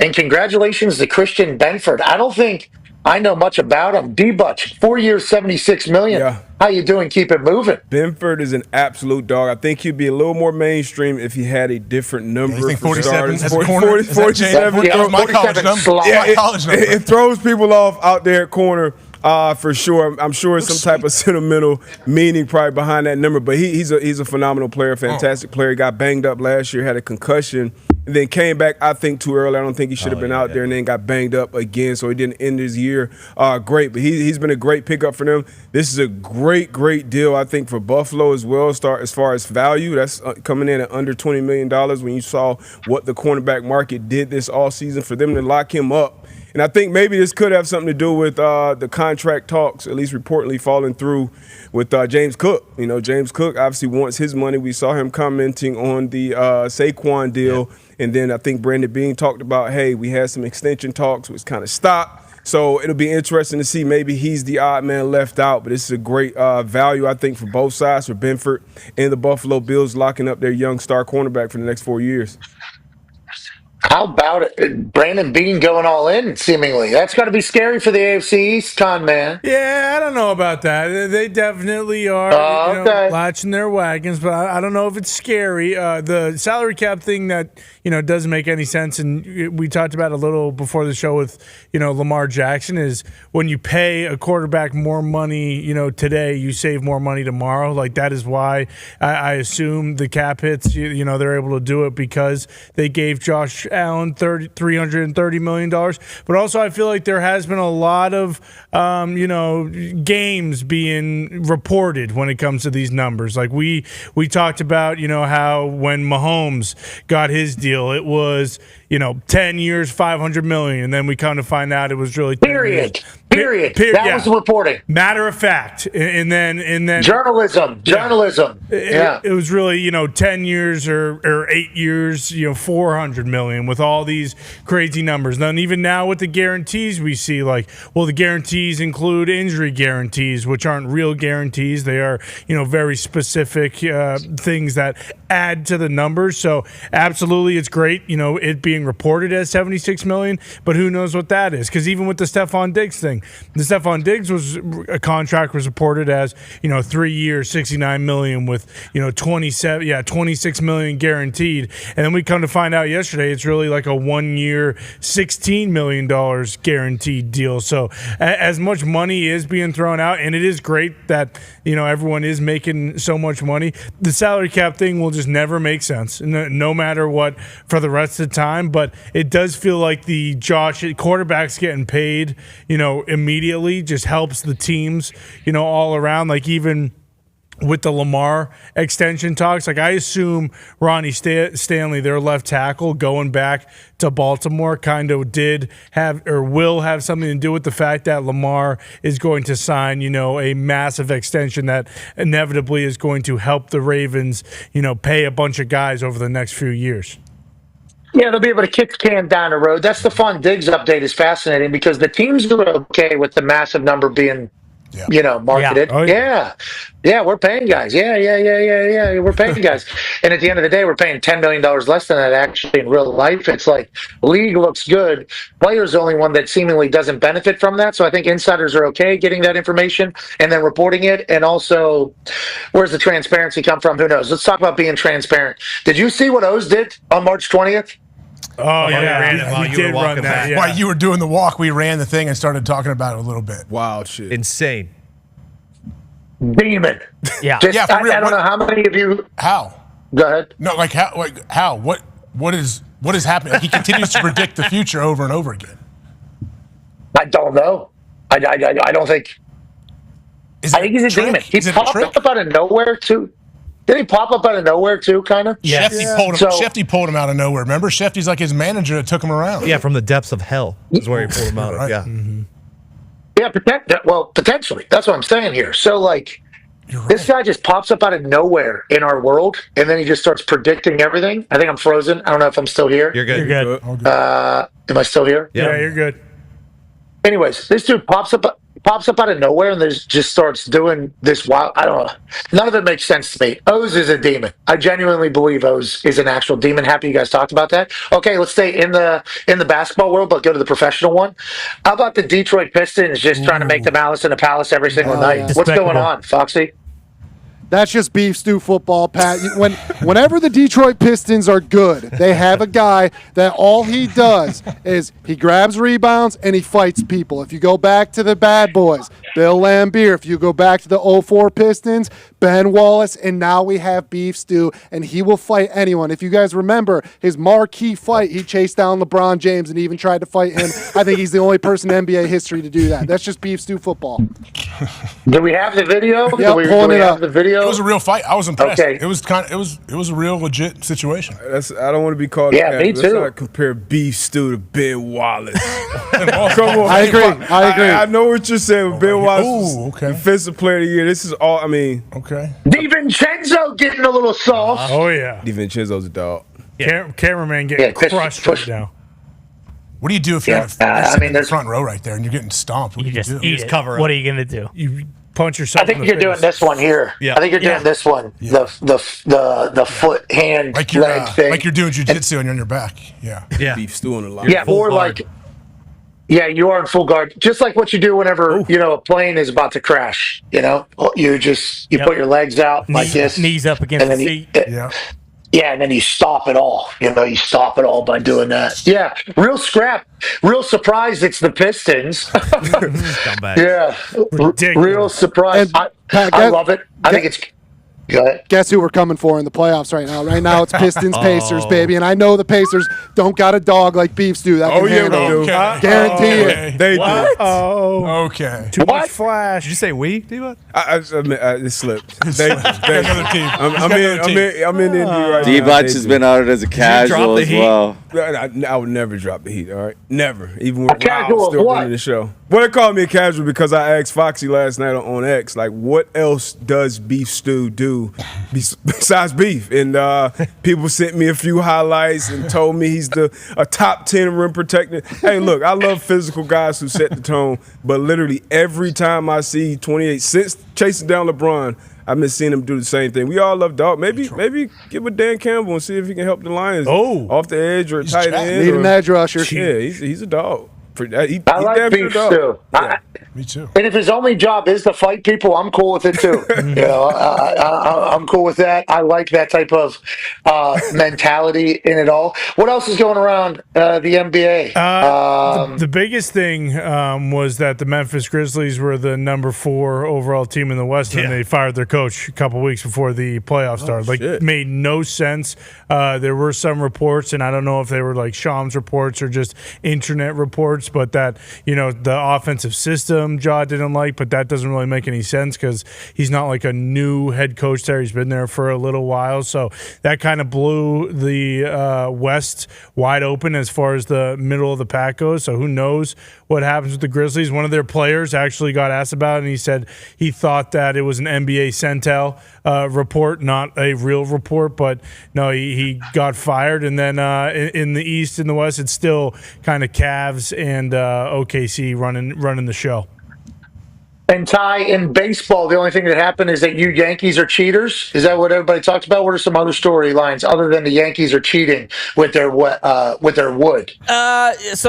mean, cheating, you could say that, or you could just outsmart in the competition would also be one way to say it. The Dodgers are 5-0. They continue to kind of just beat the piss out of everybody.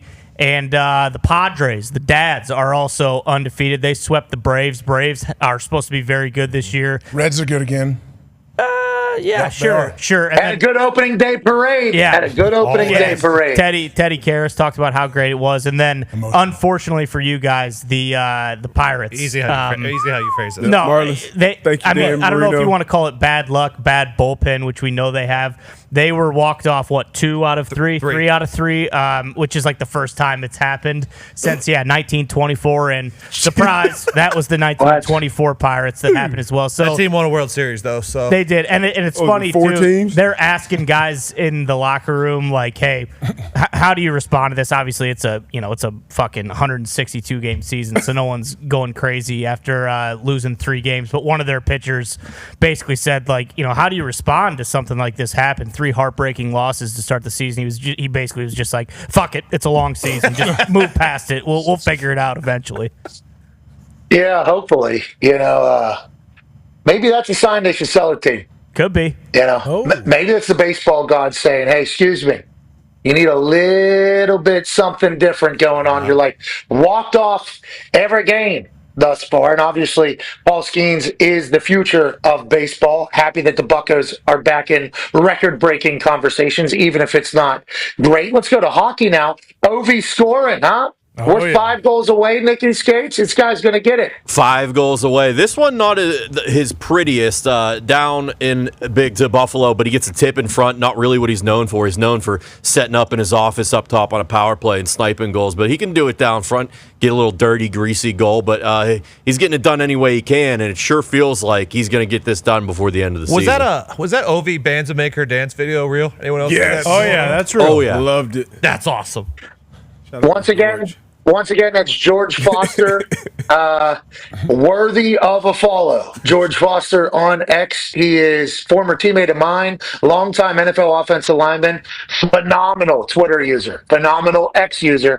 And to be clear, when I saw this video, I did not know enough about Ovi's game. I had no idea that we were Bandzamaker dance. Every game, seemingly. They had him in different eras, different uniforms, different buildings. I think he's just trying to make them dance out there. And I'll tell you what, 5 goals to go. This record's been intact since 1999. I looked this up. Obviously, almost 30 years. Nobody thought it was going to get done. And the fact that Ovi was hurt this year and still has the chance to catch this, 5 goals, 9 games, very easy stuff for Ovechkin, even though it sounds incredibly difficult, especially with the way this year's been going for the Caps. Caps still leading the East, Nick? Yeah, they are record-wise the best team, second best team currently in the league, but definitely leading the East with 103 points. Damn. Good year to be a Caps fan. Congrats to them. And then Chet Hanks, I'm just seeing this. He's got a new song. Chet Hanks got a new song. Banger. Yeah, I don't know if you can call it a new song. You can call it a new anthem, perhaps, because in about a week's time, the president might change the entire country because of this song. Him and actually Tom makes an appearance. It's Chet kind of dressing up as a few Tom's roles. And let me just tell you, look, I'm not joking. It's a catchy tune. It's a bop. It is actually a good song. Yeah, this is not a joke. This is a real song. This isn't like the bring the boom. We bring the boom to you. That's it's real? not like That's very real? Yeah, Not a real song. Bring the boom to you is only like, a minute and a half, Anthem. 2 minutes, and this is Chet Hanks Banger. legitimately starting a music career that Starting. had White this, Boy this is Summer? kind of like a LiAngelo Ball He's situation a real with actor. Tweaker. Have you seen him? He's in that Running Point, the show. White Boy Summer. He's legit. Like The judge, He has a or very Your a Honor? big role. I don't know if any of you have seen that Running Point with Kate Hudson. It's good. Like Chet Hanks is a big part of that show. Yeah, he's legit. Yeah. And people will say, Chet Hanks is a Nepo baby, and obviously when you grow up in the industry, you're going to be good at it. Who cares? Yeah. Who cares? There's nothing Chet can do about it. Rude boy! All he can do is do his thing. The fact that him putting out a song that is a banger by what you guys are saying, absolutely hysterical. And then obviously big news around the sports world. 4 number ones are the Final 4 in this year's March Madness college basketball tournament. And the SEC will have a national champion contender. Florida takes on Auburn. Duke taking on Houston. Duke really the only team out of the ACC, which is historically a great basketball team or basketball conference. Who cares if they end up winning the Natty and the ACC wins the national championship? That'll be the only thing that is talked about. This Florida team's had a couple close dances, favored by 2.5 against a very good Auburn squad, and then Kelvin Sampson leading that Houston team, which is a grind and pound style basketball team against Duke. Should be an electrifying Final 4 on Saturday. Let's go to Bubba Gumpino in the back. Gumpy, good money on Duke. Is that where you're residing? Or who are you betting on, Gumps? I'm going to take whoever wins Florida and Auburn. I like both of them. Houston will be able to match the physicality of Duke, but I don't think they'll be able to beat Duke. Like Duke bullied. Okay. Duke's been bullying everybody. Houston had some man meat down low. They can match that. I just don't know if they can beat Duke. I think whoever comes out of Auburn and Florida has a good chance at beating Duke in the final.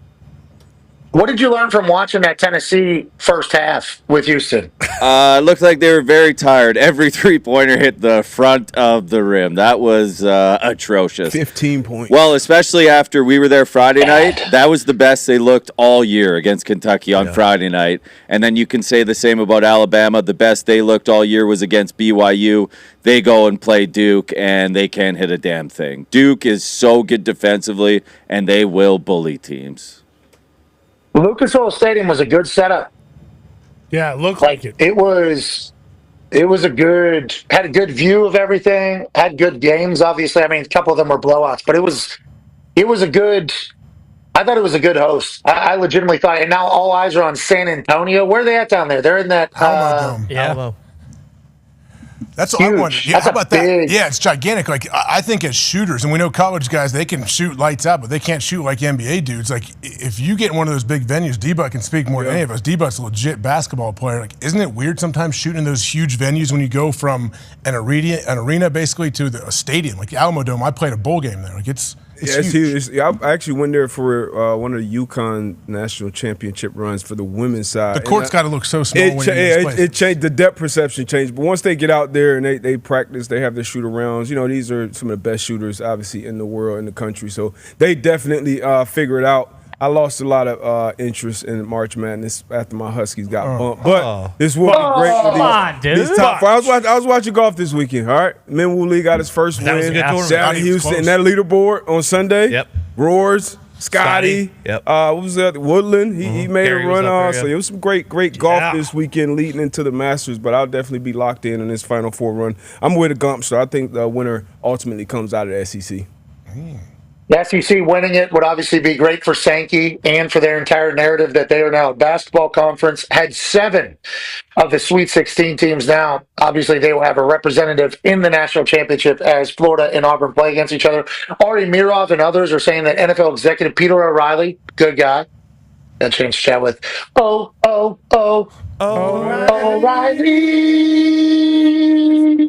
from the NFL. Said that the league is exploring a possibility of a regular season game in the United Arab Emirates. But more work is needed before it becomes a reality. Let me tell you why they're doing that. What do you think? Why? Take a guess. Explain it. Get $1 trillion. If you maybe that might be the actual thing. It's like, can we do business over there? And if we can, how often? And is that a real thing? And it's like, yes, okay. I would like to be on the side of, I think it's good to help countries and everything evolve. I think it's a good thing. Like getting a chance to watch from afar, I've never been over there, what the WWE has done alongside Saudi Arabia and the Crown Prince, God bless him, and everything they have going on over there for their citizens, for their entertainment, for day-to-day, for what life is like from what it was just 10, 15 years ago to what it is now. Like, I think that's good for their society, good for the world. Now, granted, there's a lot of detractors to all of that. You're doing business with people that have blah, blah, blah, blah, blah. And it's like, if we start digging into all those things, especially in all these different countries, like I think you're going to be able to find everywhere there's been mistakes, obviously bigger than in some places than others, I get it. But watching their society evolve with the WWE and with sport and with entertainment and us taking the game, like I like the thought of bringing the world together and closer via sport. I enjoy the fact that golf was being utilized as something for Saudi Arabia folks to get interested in more American sports. Like, I like the thought of sport bringing the world together because ultimately that's what I think sports are about. And if the NFL is able to take their game over there and receive a huge payment, a fucking huge payment, I think it's good for the world as a whole. But yes, that number and the amount of apostrophes that'll be on that one, I assume, only goes up, which is good for salary cap. Good for the league, but also a very real situation. Yeah, great. I don't know what's that flight, like 18 hours or something to try to get over there. You might have to have a bye week coming back from that one, but you're right. Like that's if they're a whole nother part. If they're doing Australia, if they're talking about doing Australia, like I don't think they give a shit about. What about the Concorde? The new Concorde's coming out in a year or two, right? Remember Ursay was talking about it? When they're new Concorde that's about to be ready. Let's give that thing a couple years. I don't know. I don't know if I'm signing up for this kid on the first one. Yeah, just like Connor just said there. I'll go on the 7th one. Oh, like you let someone else. I don't know about that. I'll go on it a month after it's in Need service. double digits. Need double digits in that one at least. Maybe triple. That's like I'm at a point now where people are trying to sell me planes, which is hilarious. And it's crazy to me that the brand new ones are so much more expensive. Because if somebody comes up to me and they say they got a brand new plane, I'm gonna say this thing's got this thing's never been up or down. They're like, well, in tests, obviously, it's like I'm not getting on that plane. Thanks. Okay? I need my bird to be experienced. Okay, I need to experience a Midwestern wind, a Midwestern fall. I needed to go over there towards the Northeast whenever it's about to be winter and that bay is humming. Like I'd like some hours on my plane. I would like some hours on that thing. Like, well, no, this is the one you want. It's like, no, it is the fuck it is. I'm not getting on that thing. No way. Have the wheels gone down and up yet? Because I've been on a plane where the wheels wouldn't go up. Okay, and that's certainly something. And then I've been on one where the wheels wouldn't go down for like a couple hours. And they're like, we think we might have to body this thing. And it's like, I'm dead. Okay. I'm dying today. That's sweet. So I want my bird to have a little experience, just like the Concorde. If I'm hopping on an actual rocket, I'd like that thing to at least take a trip. Another round. But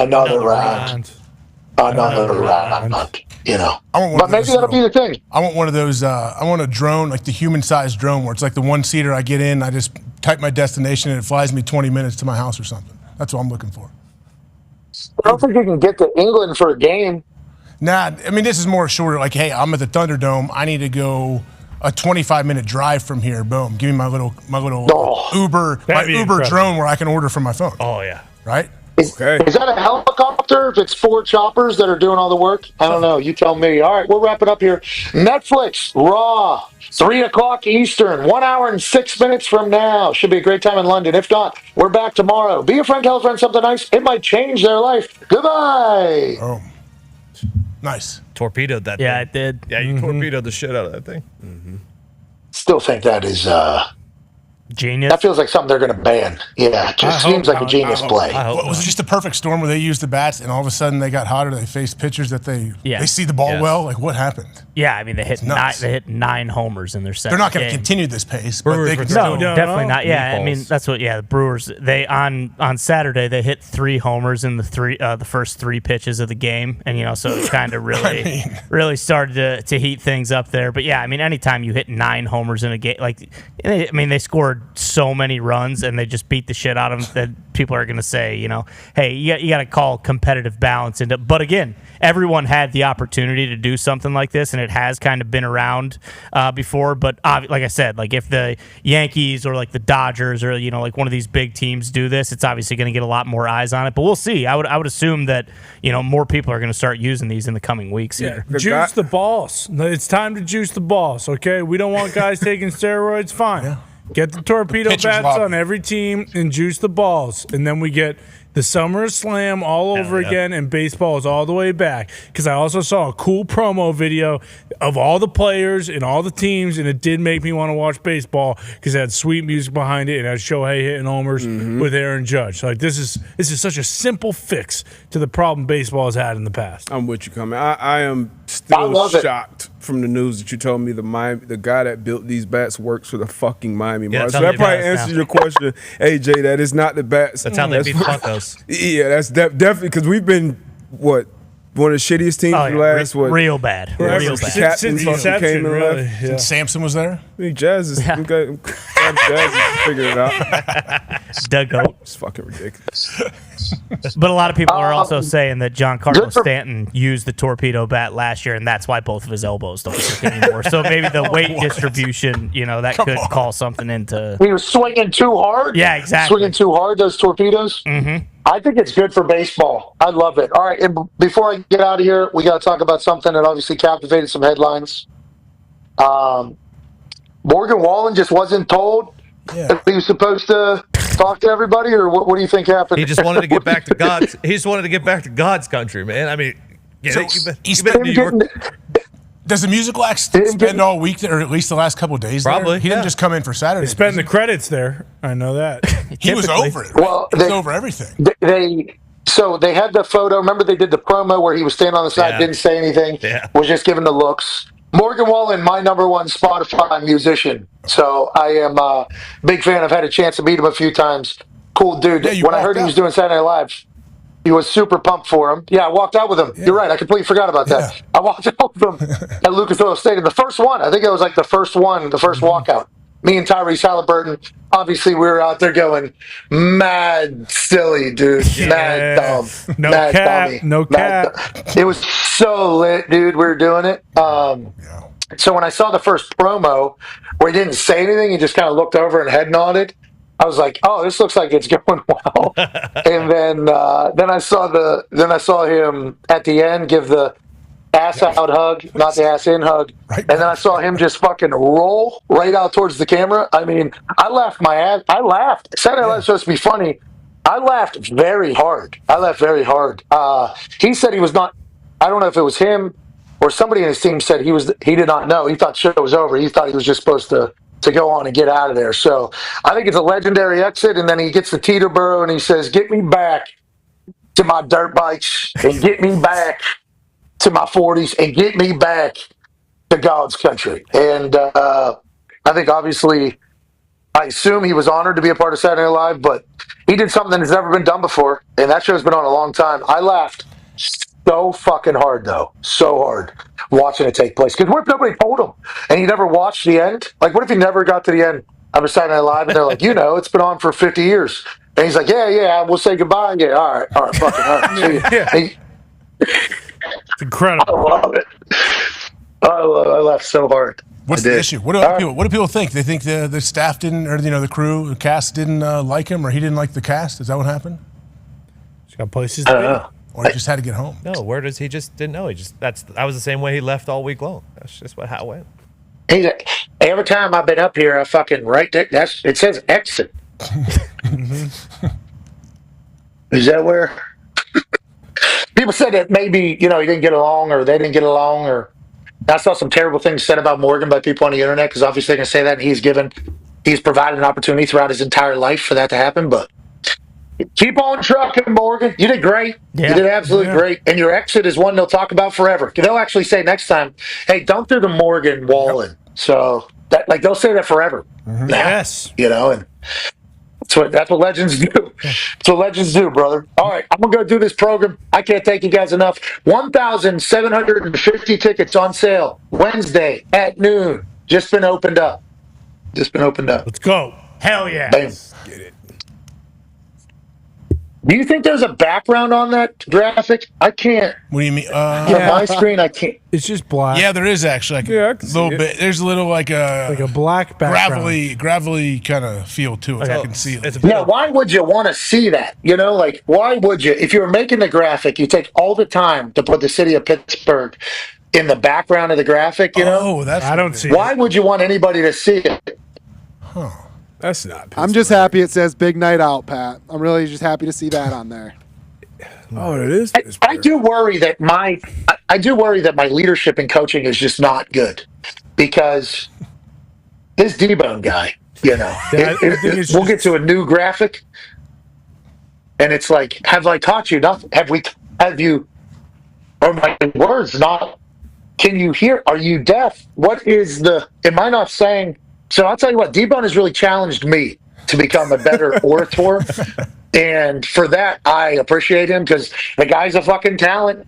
And he knows it. But great graphic here, and it's great news. Cannot wait for Big Night Out. Week and a half from today, it's happening. Holy shit, Let's man. go.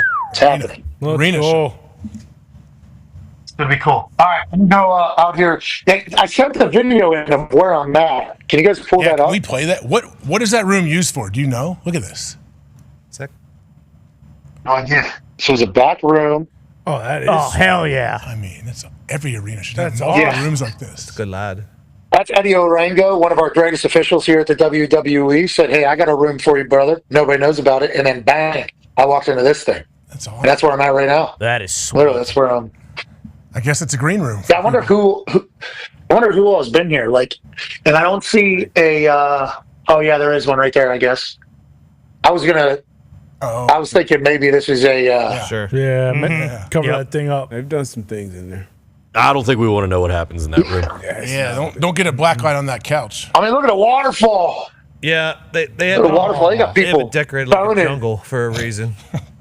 I mean, the whole thing is a mirror on one side. Right? You think they're boning in here? I think There's people a are boning. chance. There's People are been boning boning, for yeah. sure right there. Yeah. Right there. With those mirrors, that's what they're for. You think people are boning in the O2 right here? Is that cloth? Is that cloth on the couch? You want some leather you can wipe up. You know that stuff's gonna seep into that cloth. Mm-hmm. Oh, Cloth. Oh boy, That's bad news bears. They steam clean it. Yeah. I wonder whose semen I sat on here. Mick Jagger. Yeah, for everybody's. This could be. Ringo's. Sorry, the artist formerly known. All of the Beatles. Yeah. Really. Even John. Allegedly.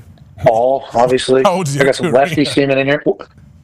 You're right. Good question. All right, I'm out of here. I'll see you boys. See you, brother. All right, man. Good luck. Go get Safe them. travels. man, go get it. Yeah, you too. See you guys. So Netflix 3 p.m. Eastern, correct? Yeah. Correct. Netflix 3 p.m. Eastern. We're on the road to WrestleMania. We are on the road to Yeah, we're WrestleMania. close, man. What happens tonight? Who's coming out tonight? He who is mentioned gonna be possibly it? somebody that we can't see. Yeah, I think you know. I don't know why. Who could that be? Is he a great actor? I thought we were done making those jokes. What? They're not funny. They never were. You can't see me.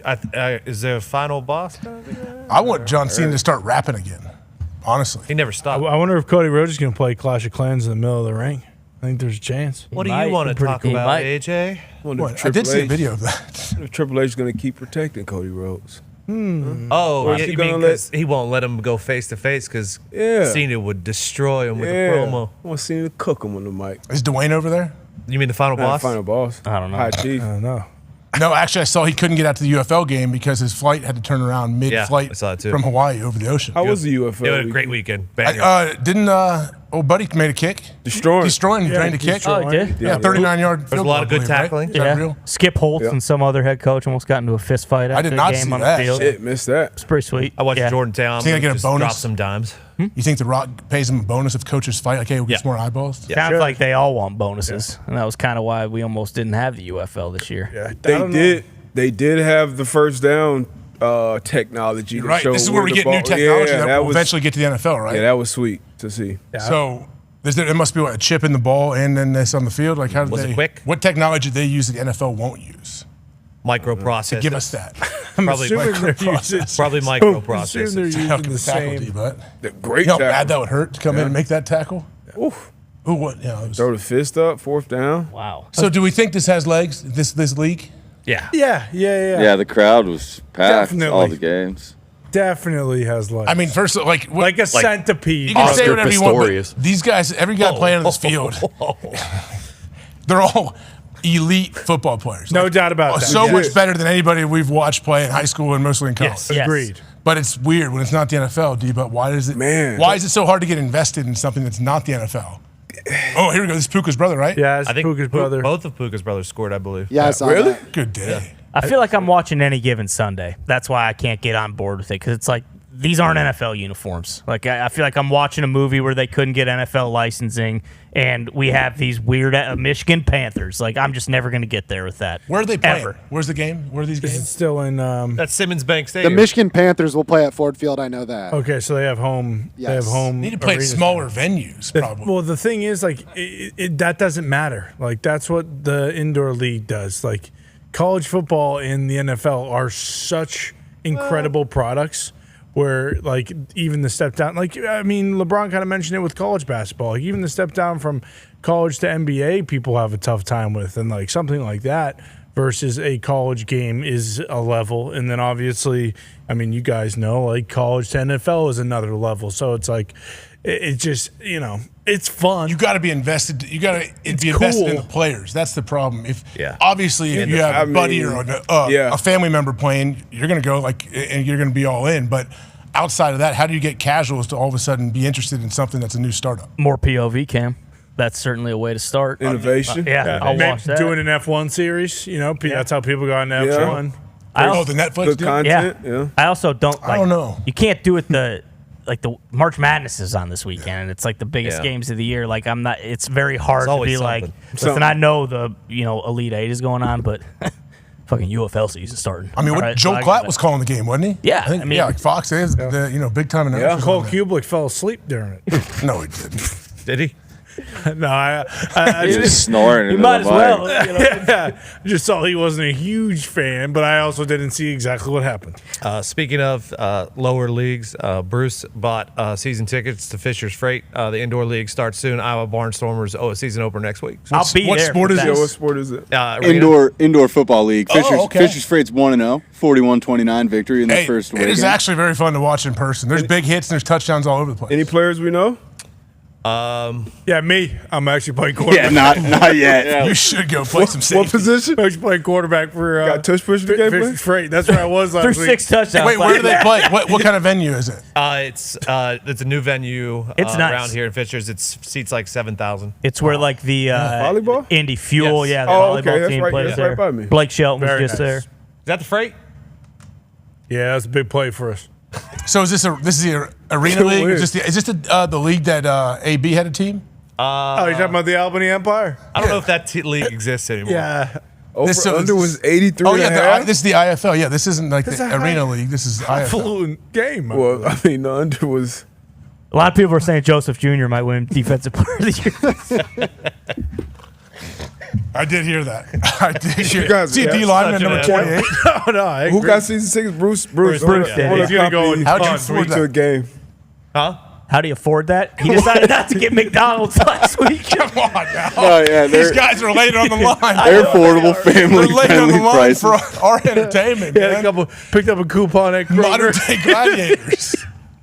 Some poor guy owns the team. That being said, this is like guys 10 are minutes from my house. I'll go to every fucking game. Yeah. If you don't think I'm going to be embedded in the Iowa Barnstormers bench, you're crazy. They might let you coach. Maybe. No doubt. Here's crunch You time. might get a carry on the goal line. When's the season opener at home? Sorry about Bruce? that, RPO. Friday, 7:05. See you there. Yep. Like Friday night. Like now I get my high school fix in the in the off season in the spring. I miss Friday night lights usually in the spring. Now I have it back. They got good booze cocktails at that place, too. They do so, that. No, what's Big- sweet? Big Something to steel look forward cups. We've It's free football. we've showed it before, but the the outdoor adult league where they wear no pads but Yes. it's still full contact. That is actually very Good one, entertaining. That needs like a They send Savannah. me messages all the time to watch. That needs a Savannah Bananas run where they're going around from field to field and playing football. What is Savannah Bananas? Are they really traveling like to Bro, they sell out They stadiums. Okay, They can sold you out explain Fenway it to me? Park. Can you explain? There's 2 teams, right? Yep, 2 teams. Always 2 teams. Just the same like 2 baseball. teams play each other. Yeah, it's the So- party animals and the bananas. Yeah. Actually. Okay, but Basically, the baseball call them Globetrotters. Yeah. right? Yeah. Basically. Same yeah. thing. But are they okay? Are the outcomes? What are the outcomes? No, They're the not outcomes fixed, are. no. They're playing they're just doing like cool dances before they throw it, but then they're like really pitching it and they're really trying to hit it. Oh yeah. And they just have like sweet gimmicks, like Oh, buddy on it's like stilts, backyard, though. yeah, backyard baseball, where like you have like activate stilts mode or something like that. So that's what we're doing. But Activate bigger But the dudes bat. can play though. Like they're legit baseball players. Yeah. Oh yeah, they're. But do you have to audition because you have to be an absolute Probably. performer? I mean, they got the guy who does like the backflip in the outfield before he catches, pop Yeah, fly. They that's do a what I'm bunch saying. of It's like goofy Cirque du shit, so- Soleil. Yeah. Dude, one of the rules they had was like in the 9th inning because they have certain rules with the fans too. Oh, those are I remember awesome. Yeah, this if you from catch last it. year. If you It was- catch a ball or it was something, like if Yeah. a fan catches a foul ball, game's over. That team wins, and it happened. And like Really? people went nuts. I thought they brought the fan onto the field. Like it was really cool actually. So they're still trying to win. Each team is trying to win the games. Yes. But they each have Loser's their team own doesn't little. get paid. Really? Yeah. They each have their own form of I don't know entertainment if though. that's true. Sleep but in that'd their be cars. cool. But they all have like elaborate. Sometimes I'll see the video of the dude like walking in from the top of the stadium doing a choreographed dance with 80 people. They have a good time. I know. How many stops they have? I think I've seen. they sold out. They sold out Fenway like not too long ago. Yeah, before like the season started. for an entire weekend. I mean, I'm not sure if they sold it out, but they sold like 60,000 tickets in the Raymond James where the Tampa Bay Buccaneers play. It's crazy. Has anyone made the jump to the majors? I don't know if that's how it works. Tone, I'm not confident that you are confident in what you said. A couple guys? That's not how it works. Well, I think you may have just said that. I think it where just came Skeen- out. that's You where don't know. Skeen's got to start. I do think it's the opposite. Skeens? Was he doing backflip? I do think it is the opposite, where like single A, double A guys will go to the banana. Guys who have Hopefully they retired get paid. too. Yeah. Hopefully Like- they get paid because these guys are legit, like They are. entertaining. Like Shane Victorino was playing for Yep, one of the Johnny other teams. Damon. He's like a former like Oh, yeah, World he's Series awesome. MVP. Yeah, like he. I don't know if he was on the Party Animals or the Bananas, but I think he was a banana. Johnny Damon, Ryan Howard. Johnny Damon? Yeah, they played like in a game. Yeah. Like they were really part of it. Not just like, hey, this is an honorary at bat or something. No. Like they were part of the game. Oh, I don't know. They might have been a pinch hit situation, but either way, they were playing. I mean, if you can pitch off of stilts, I'll give you credit. You should win that game. Certainly. That dude's on stilt. Ooh. Yeah, look, that's This is Raymond James. Yeah. Nuts. That's Cool insane. setup. Wow. Who won this one? Bananas, maybe, probably. The kids. Bananas, maybe, probably. I will say one of the craziest things that happens, if it's like, I can't remember if it's a foul ball and if a fan catches it, it is called an out. Okay. I like that rule. I like that rule a I lot. don't know if we said that already, but that was one of my favorite things of all time. We did. We started it. It's a good gimmick. It's good that he reinforced it. He drove it home. It is true, though, right? So, wow. How far is that home run? What if I throw it back? 600 yards. Doesn't something happen if you hit a homer and you throw it back, doesn't something happen? Yeah, they beat the shit out of you. No, actually, if you hit Get down here. If the fans throw the home run ball back, then the club signs you, and then you lead them to the World Series. But then your elbow fully heals. Yeah. You can't throw the fastball anymore. Chet Stedman's your mentor. He's like a grumpy old guy, right? That starts dating your mom. Loves Salisbury steak. Loves it. Who doesn't? Looks like he's like 58. He's still pitching in the majors. Yeah. Don't call him the Rocket anymore. You want to reference the movie you're talking to all the young people? What? Anyone younger than you? There's no movie reference there. Okay, right. Tells you the rules of Rosenbagger. That from top to bottom, that was a great era of movies, I guess. Whenever It that, was. whenever All- that yeah. came out. D-Bud, you've seen that, right? What?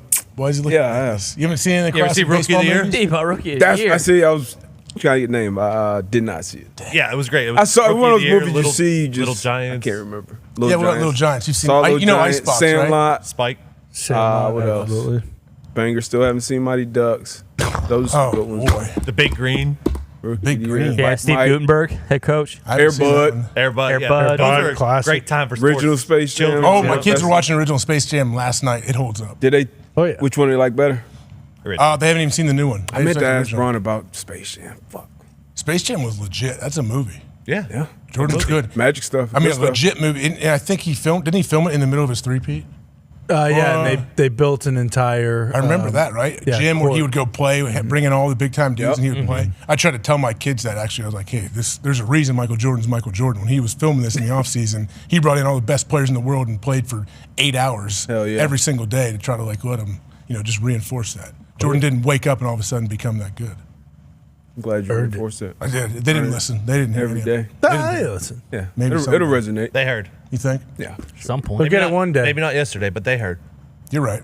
You're right. Someday. With that being said, I think we're going to wrap this thing up, Tone. Okay. Anything we need to know as far as gambling moving forward from today until tomorrow when Pat gets back? No. Nothing going on tonight? Anything you there's can ba- gamble on tonight? The Crown basketball tournament starts tonight in Vegas. Okay. The fuck is that? It's not the NIT, it's not the CBI, but it is a college basketball tournament. I think it's the first year it's happened. It starts in Vegas tonight. These teams haven't played basketball in 2 months, so it should be. Like who's playing? Do we know who's playing it, Cuff? Yeah, like Arizona State's playing Nebraska. Georgetown's playing Washington Like, those State. are real teams. I'm confused. Yeah, Who's like these starting are this? decent teams. What have they been I've doing? never seen this before. I don't know why it took so long to start, USC? but this is happening tonight. Villanova? State? Cincinnati. Everyone's in the Bearcats? portal. I was confused This is as well, gonna Foxy. These teams haven't played basketball in 2 months. They don't have guy. I don't understand it. Tomorrow's April 1st. Is there a chance you got duped? Oh. No chance. This is the Okay. Crown, brother. Okay. You got any plans for April Fools? I'm a big April Fool's guy. That's why I asked. No. Okay, what stupid April Fool's things are we going to wake up and hear tomorrow? So many. Aaron signed. Oh, Yeah. for sure. Yep. What if he was waiting to sign an April Fool's just to mess with That people? would be him. That'd be so Aaron.